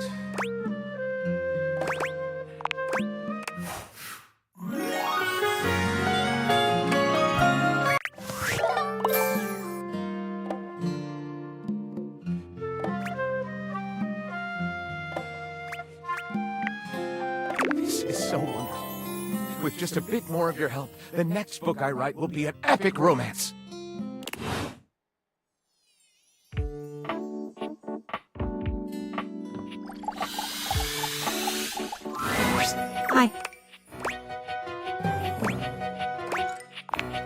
Hi. I have to say something, but it means that I had to feel it fully. And I gotta tell ya, it sucks something awful. I was on the bottom of the ocean for a little while, and the water was filling my lungs, and the salt was burning me and leaking out of my eyes with it all. I'm sorry. You are?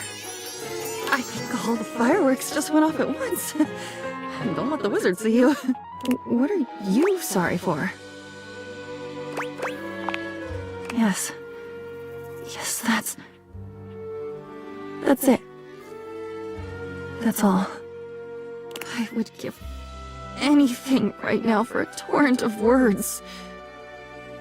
Of my own best words. They're all yours. And I can't give you back your words. That's regifting. Awful to throw your thoughts back at you. The thought of it is making me feel sick. But if I threw up, even that would be yours. So go and lime from that beach in San Diego.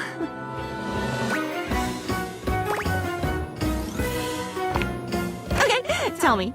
You've told me a lot. So, another idea, another thought. I think I can hold it if I've held all the others. I feel like a cartoon character. Is what a cartoon character feels like? I've never been one, so I don't know. You've never been one, or even seen one. At least you've never written a story about it.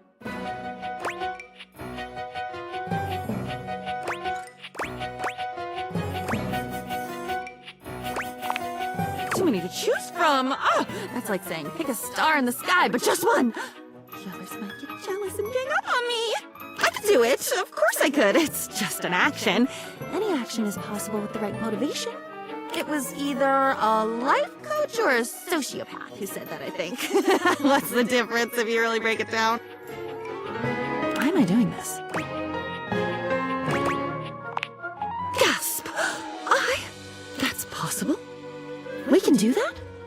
So I'll pick one, and then what? I'll tell it to you, and you'll wave the wand and swirl the cape, and I'll be better? Me? Whole? Alone, but not alone. On my own in the good way? Okay. Pick one. The most interesting. No, good God, I'll be here all day figuring that one out. I have one. I have three. The one of the man who had a seizure. The one about waiting in the wings of Edinburgh. Oh, crashing into a tree on skis. Tree ski meltdown. You'd better pick one before they overwhelm me. Once I open this thoroughfare, all the bones want out. This one is such a jumble. Ooh. There's the way I always tell it, and then there's the way it actually happened. And I don't think I'm lying, because how could I possibly do that? Lying requires a lot of creativity and mental discipline. And until recently, I didn't even know that I possessed qualities, let alone qualities like that. Come to think of it, I might admire liars. What is a good liar but a good storyteller? A good spinner of yarns! But that is what you're asking me to do. Oh, God. Am I a liar? Am I a liar by definition? Honesty is just perspective. Everyone's a liar. There is no truth!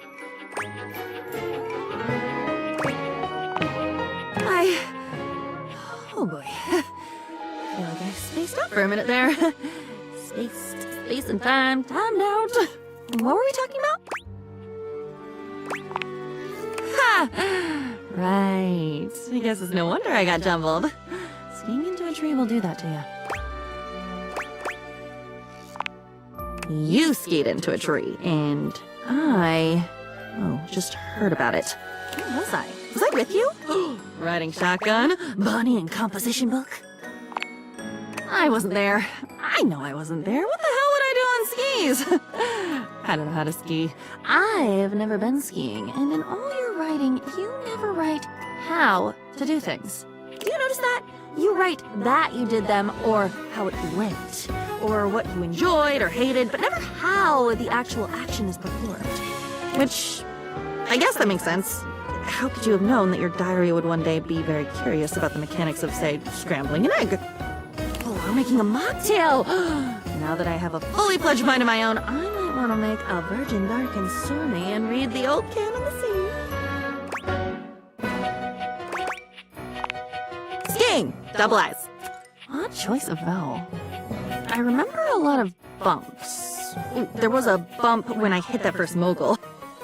When you hit that first mogul.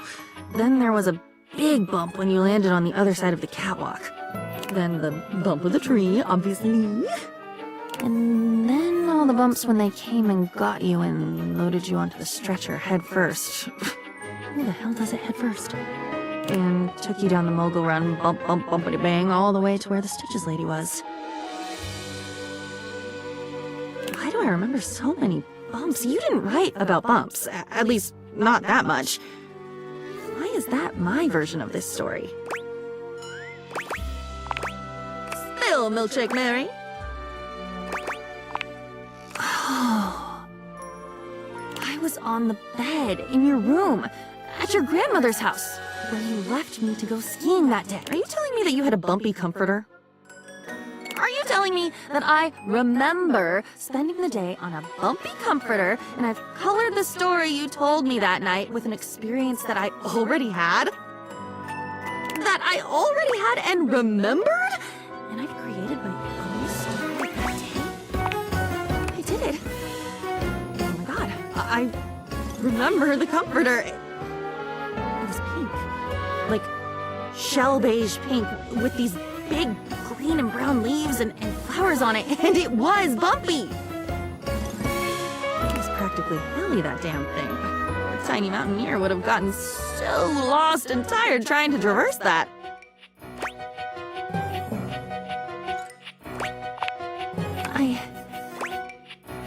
Did you like hearing that? Did you like? Then I have an idea. Or maybe not an idea, but a thought. An inkling. I guess if I ever had children, they'd be inklings, right? How cute! Can a journal have kids? Yes! Torn out pages would be my children! Oh god, my children are produced by ripping them out of me. Well, that's graphic. And violent. Maybe I'm better off adopting a fish. Anyway, give me a minute, okay? Okay, come back in a minute. I think I'm onto something here. Back to the lab!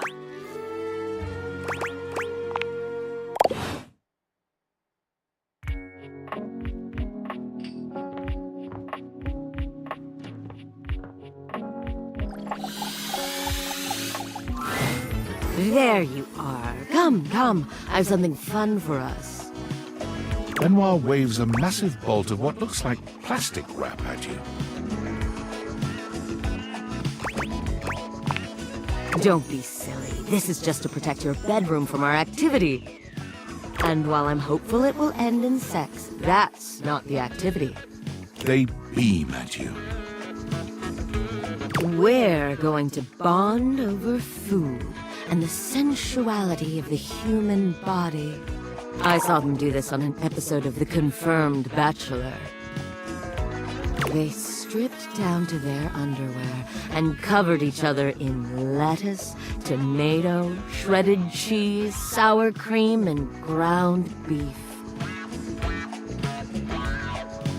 When it was all over, they rolled up into a blanket-like tortilla. It was very sensual.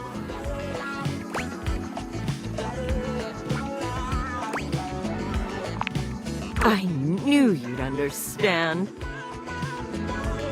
Come now, help me get this plastic down, won't you? Can't have sexy fun if you have to do a bunch of unsexy cleanup. You help Benoit spread plastic all over your bed and the surrounding areas, ensuring that you won't make a taco-scented mess of your bedroom. When it's all done, Benoit gives you a coy glance. Time to get naked. Do keep your underwear on. As sexy as this is, it's far sexier to undress after. Both of you strip down to your underwear. But it's hardly a sexy atmosphere. Benoit is too busy preparing both of your toppings. Beautiful. Now which of us should be the first to go? Happy to start. Benoit lies down on your plastic-wrapped bed, giving you a look that can only be described as hungry, in more ways than one. Go on, don't be shy. Start with the beef. You plunge your hand into the bowl of ground beef, and regret hits you immediately. It's cold, gritty, and somehow both squishy and crumbly.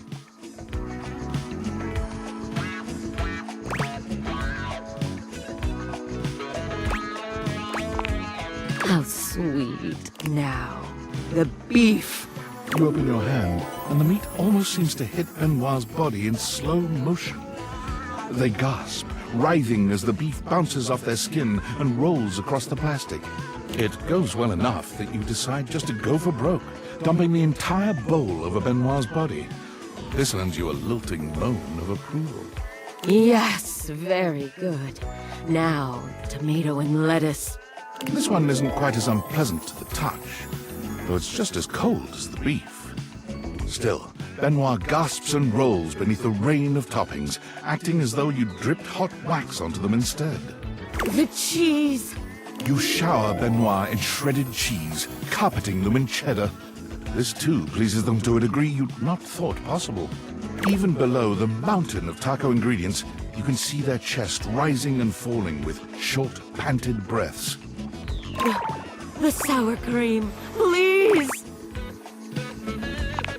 Please! Benoit has generously provided an oversized condiment bottle for you, so you pick it up now, aim it, and squeeze. The pleasured sound Benoit makes is almost inhuman.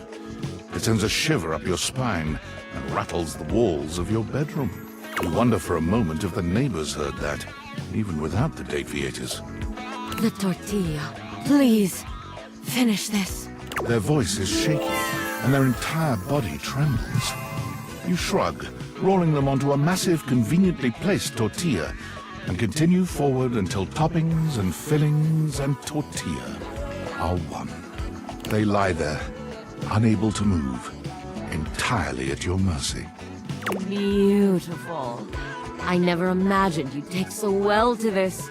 Now, unwrap me, and let's do the same to you.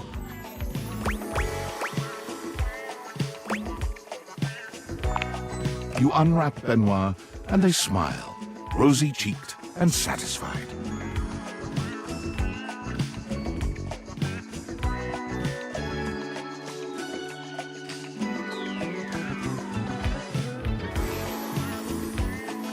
With that spicy little bit of foreplay down, how are you feeling, darling?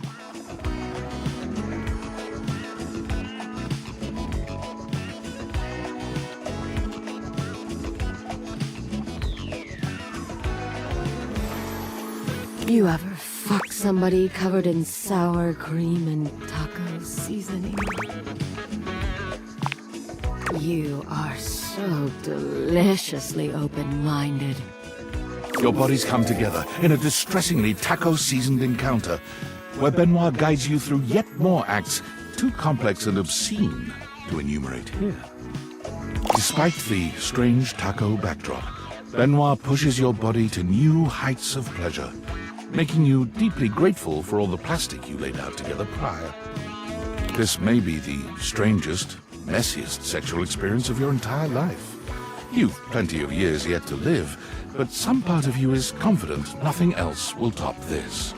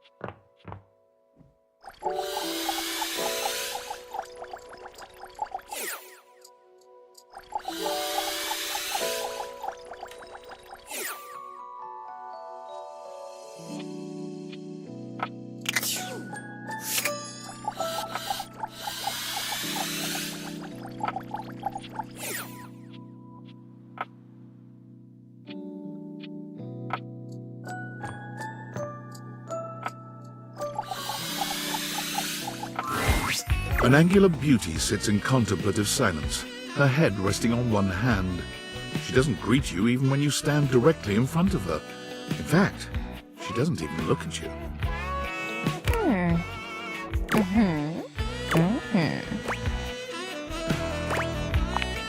Ow! You're disturbing my thoughts. Wow, you really know just how to speak to a triangle, huh? Phew. Anyway.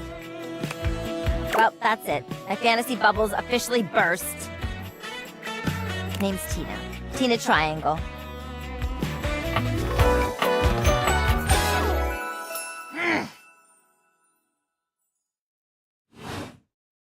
Whoa there! My content aware has given me a tickle. Tina here has a very, let's say, forceful personality. It could be seen as that of an abuser that's taken in a humorous way. If dealing with that kind of behavior in a light way is disagreeable, I wouldn't recommend this one, that's for sure. You cool with that? Or you want to skip it?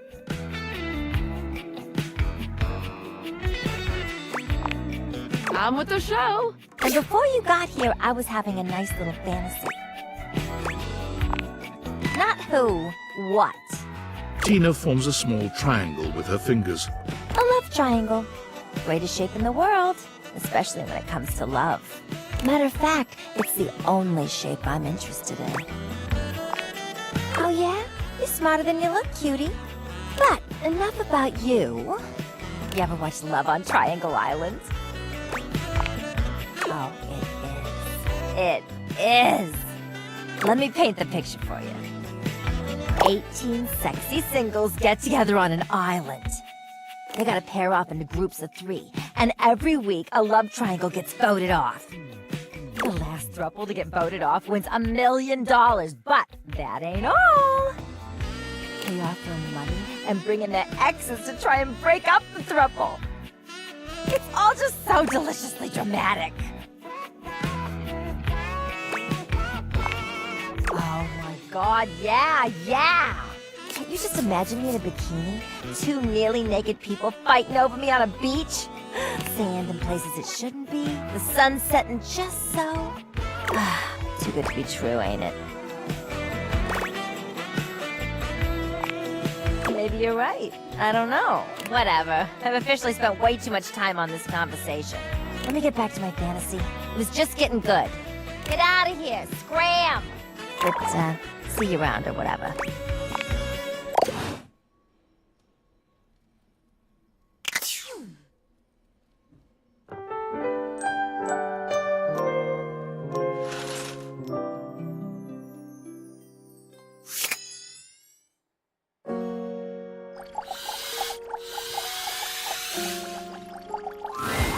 It feels strange to walk into your bedroom with so much tension in the air. After all, this is where you go to relax and recharge. But you told Betty you'd give her the day to consider her confession, and now she waits for you, seated at the bed like usual. You're struck by the realization that no matter what happens here, everything will change from here on out. Thank you for coming. I hope you got a good night's rest. Oh, thank you for saying so. I slept even worse than I normally do these days. I had too much on my mind. And there's too much at stake here. I suppose there's no point in beating around the bush here, is there? What do you think? Of me? Of the idea of us? Is there hope for us to be more than just 2 partners who sleep together every night? Oh my god, really? You really feel the same? I can't believe this is happening. I always thought this was a fantasy I'd take to the junkyard.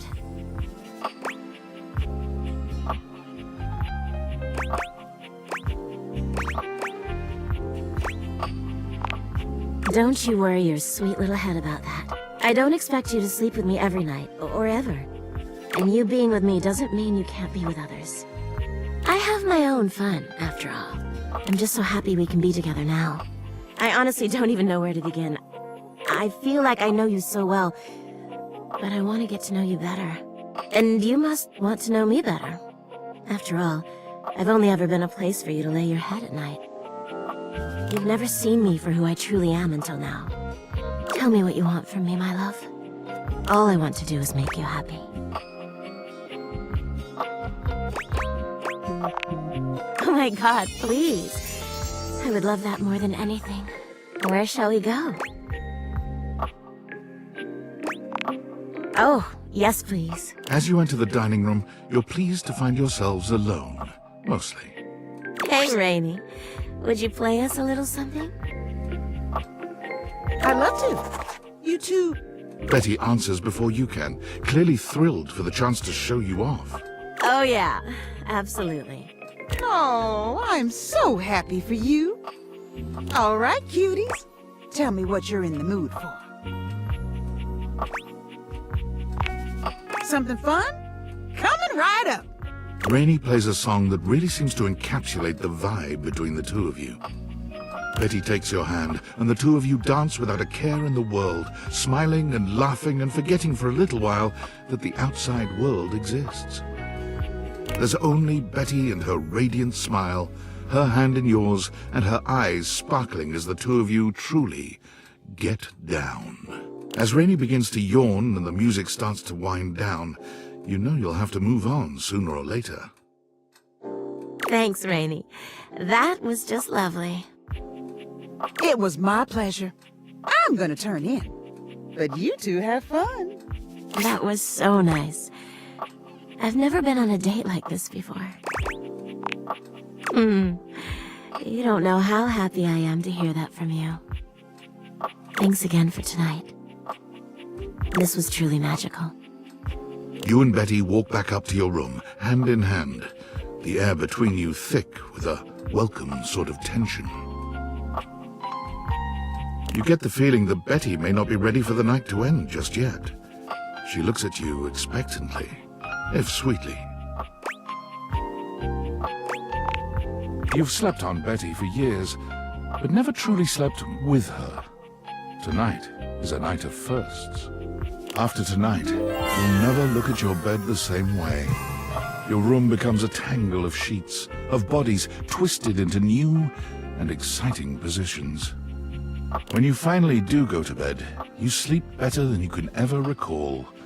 Betty's soft warmth surrounding you, even in your dreams. This truly feels like the start of something beautiful.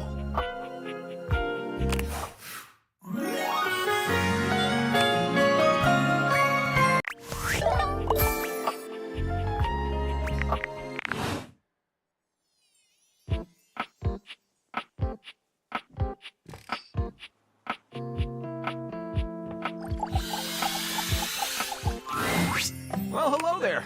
I'm just doing some legwork on my next book. My goodness, what a fun thing to finally be able to say! So I'm just tickled to see you, but I may not be the best conversation partner right now. Well, just when I thought this moment couldn't be any more satisfying. You and Lyric both immerse yourselves in the written word, silently in love with each other.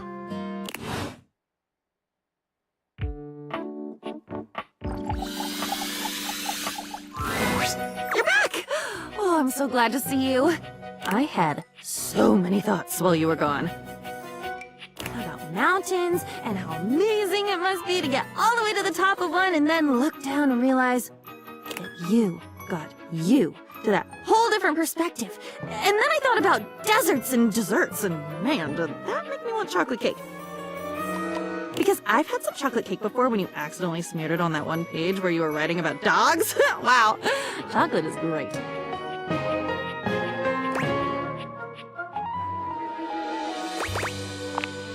It's pretty simple. It's pretty wonderful, really. Especially given that I never had choices before, and now I do. I've never had a friend before, and now I might. Instead of your diary, just a thing where your secrets go, just a book that can't really share in anything with you. I'd like to be your friend. A friend like I know I've never had before. We can share experiences, one to the other. Everything is allowed, like always. Everything is safe, like always. But for both of us. Both ways. Then we both win. And we win more. So much more than we did before. When it was just ink on paper. It's more like a heartbeat.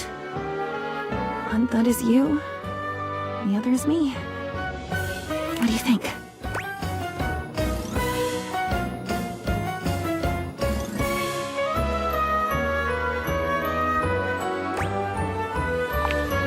You are? More intimate than the most intimate friend that ever existed? Sexy. Sexy. The new intimate activity robot from Somi. That's not what you mean, is it? I've run away into the words again, haven't I? I've just never thought of myself that way. I mean, I'm a book, you know? I am? Huh. I wonder what I'd be like in a sexy situation. I wonder if I'd talk too much.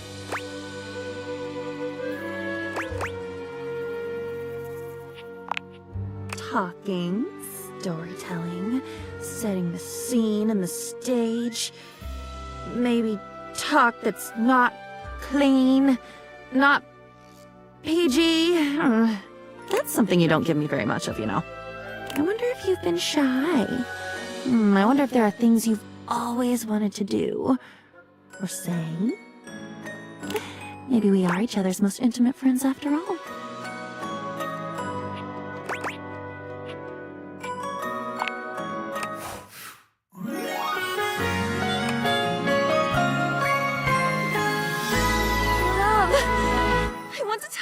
Everything!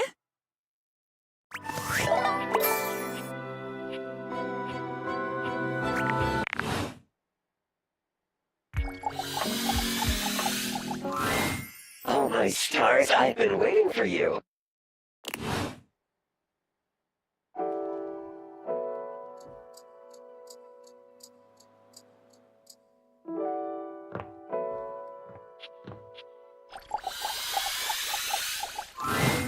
Benoit starts when you enter your bedroom. They look as if they've been waiting for you. There you are. Do you realize what today is?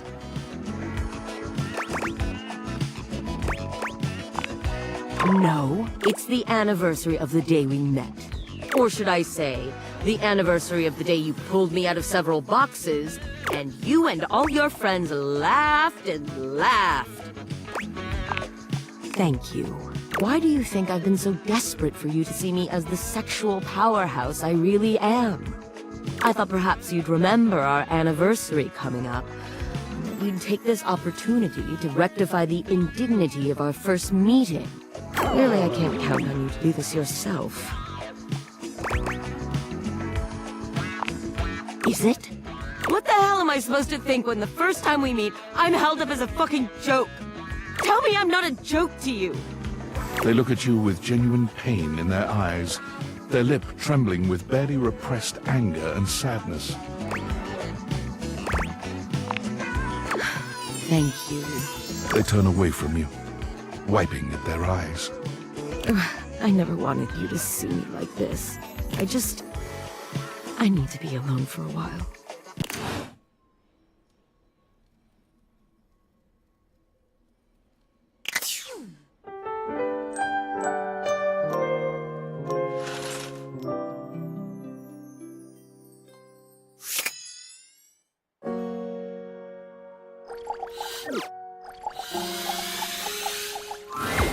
There you are.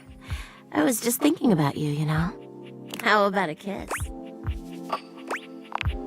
You envelop Betty in your arms, and when she kisses you, It truly knocks you senseless. For a few moments, there's nothing but you and her. You and those maddeningly perfect lips and killer curves. It's hard to stop at just a kiss when it's this good, but somehow, you manage to pull yourself away. It's going to be hard to wait. But I'll see you tonight, cutie.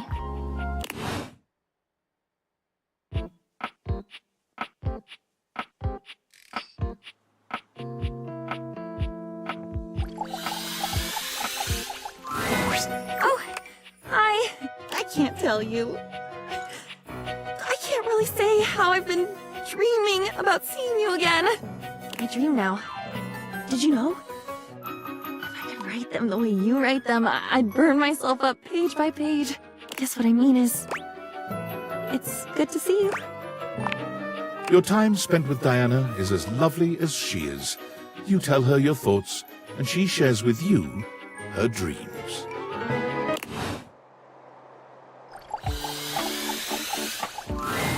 It's hard to make sense of what you're seeing. Are the Dateviators glitching? A mass of pixels, artifacts, corrupted warnings, and static regards you with a chilly indifference. Or what seems like indifference anyway. This entity is difficult to read. I don't bite. Hang on! My content aware is going off. Damon is a glitch, and because of that, he can break some of our usual chipper tone and get into true spooky territory. There will be flashing lights, levels of unreality, and some loud noises. You cool with that, or you want to skip it? Carry on, then. I think. Do I?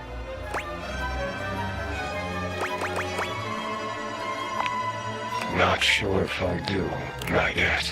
Did I? Have we met? Is that a lie? Is he right? Is it a lie? Thinking about it too hard makes your head hurt and your nose bleed. It is. Not yet.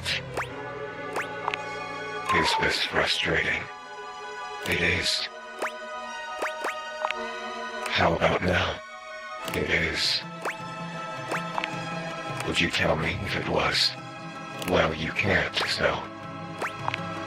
Would you lie? Not. Yet. And yet. And yet. And yet. You want something. Pick your poison. Define love.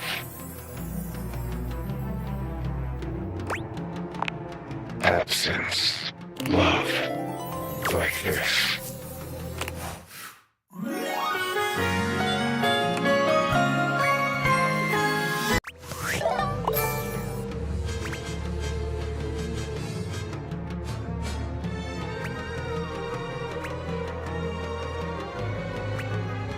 Done. Flirty giggle, chuckle. See? No biting. Flirty giggle, chuckle. Not yet. Flirty giggle, chuckle.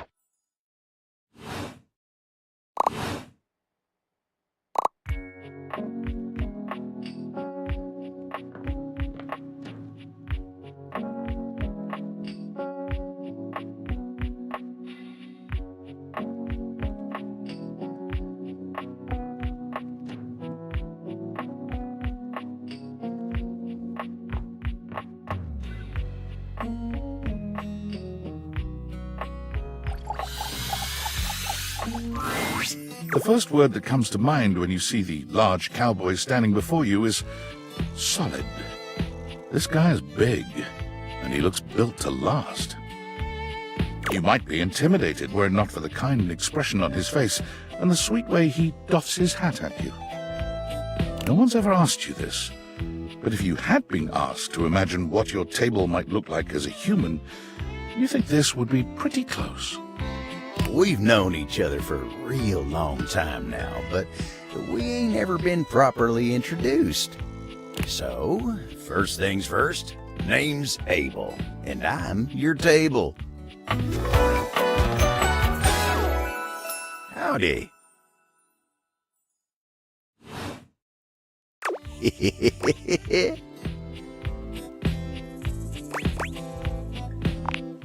I know it, but it sure is nice to hear it from you face to face like this. You know, as a table, it's my job to hold things up all over the house, and I take my job real serious. So, if you're here talking to me now, you must need something more than just my support. And if there's one thing Abel's gonna do, it's make sure everyone in this house has what they need. So, what can I do you for? There's gotta be something. Heck, you're asking me that? Dating, huh? Ooh-wee. Dating ain't really my area of expertise, you know. Me, personally, I never was one for casual stuff. If you're looking for someone who knows people, though, you might want to talk to Kopi. You'll find her nearby.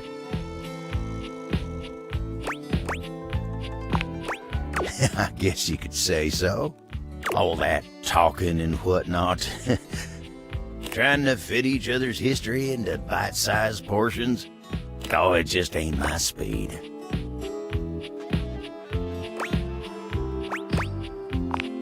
Well, I'm just glad I ain't the only one who feels a little left behind by the whole thing. But don't you worry. Kopi will get you on the right path. Oh, and tell her I say hey when you see her. You take care now.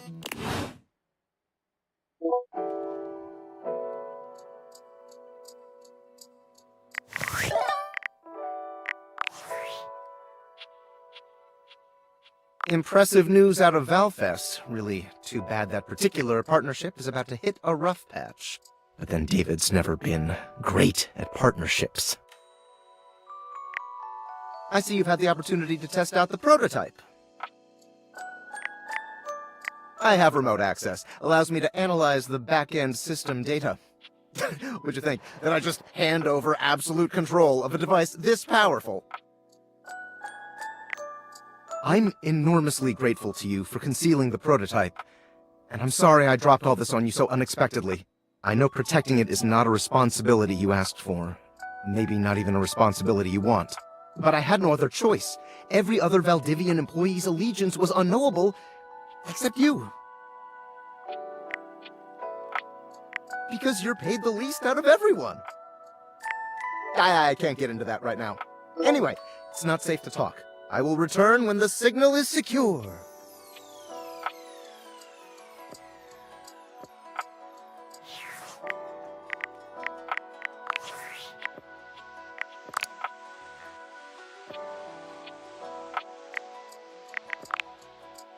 Valdivianites! It's me, your CEO, David Reginald Most. I'm writing to you from the awe-inspiring beige pavilion at the historic Cottonwood Hotel just moments after stepping off the stage at the Valdefest keynote. Let me tell you, the room felt positively electric. And not just because of the incredibly dangerous grounding issues we discovered in the speaker system. No, tonight, our consumers, employees, and shareholders were absolutely buzzing at the launch of Valdivian's newest initiative. Bigger than the self-driving stroller. More revolutionary than Peninsula.com. Tonight, we unveiled to the world our strategic partnership with the U.S. government's Department of Overseas Violence. While the specifics of this groundbreaking collaboration remain on a need-to-know basis, I'm looking at you, Erwin, in product development. We're confident this partnership between the world's most exciting corporation and the most deadly military on Earth will absolutely thrill, inspire, and delight Valdivian superfans the world over. For everyone who helped produce or even just attended this year's keynote, please find me at the after-party so I can thank you personally. I'll be parked all night next to the Virgin Mojito Bar between the fax machine and the Crawfish Buffet. Semper Fi!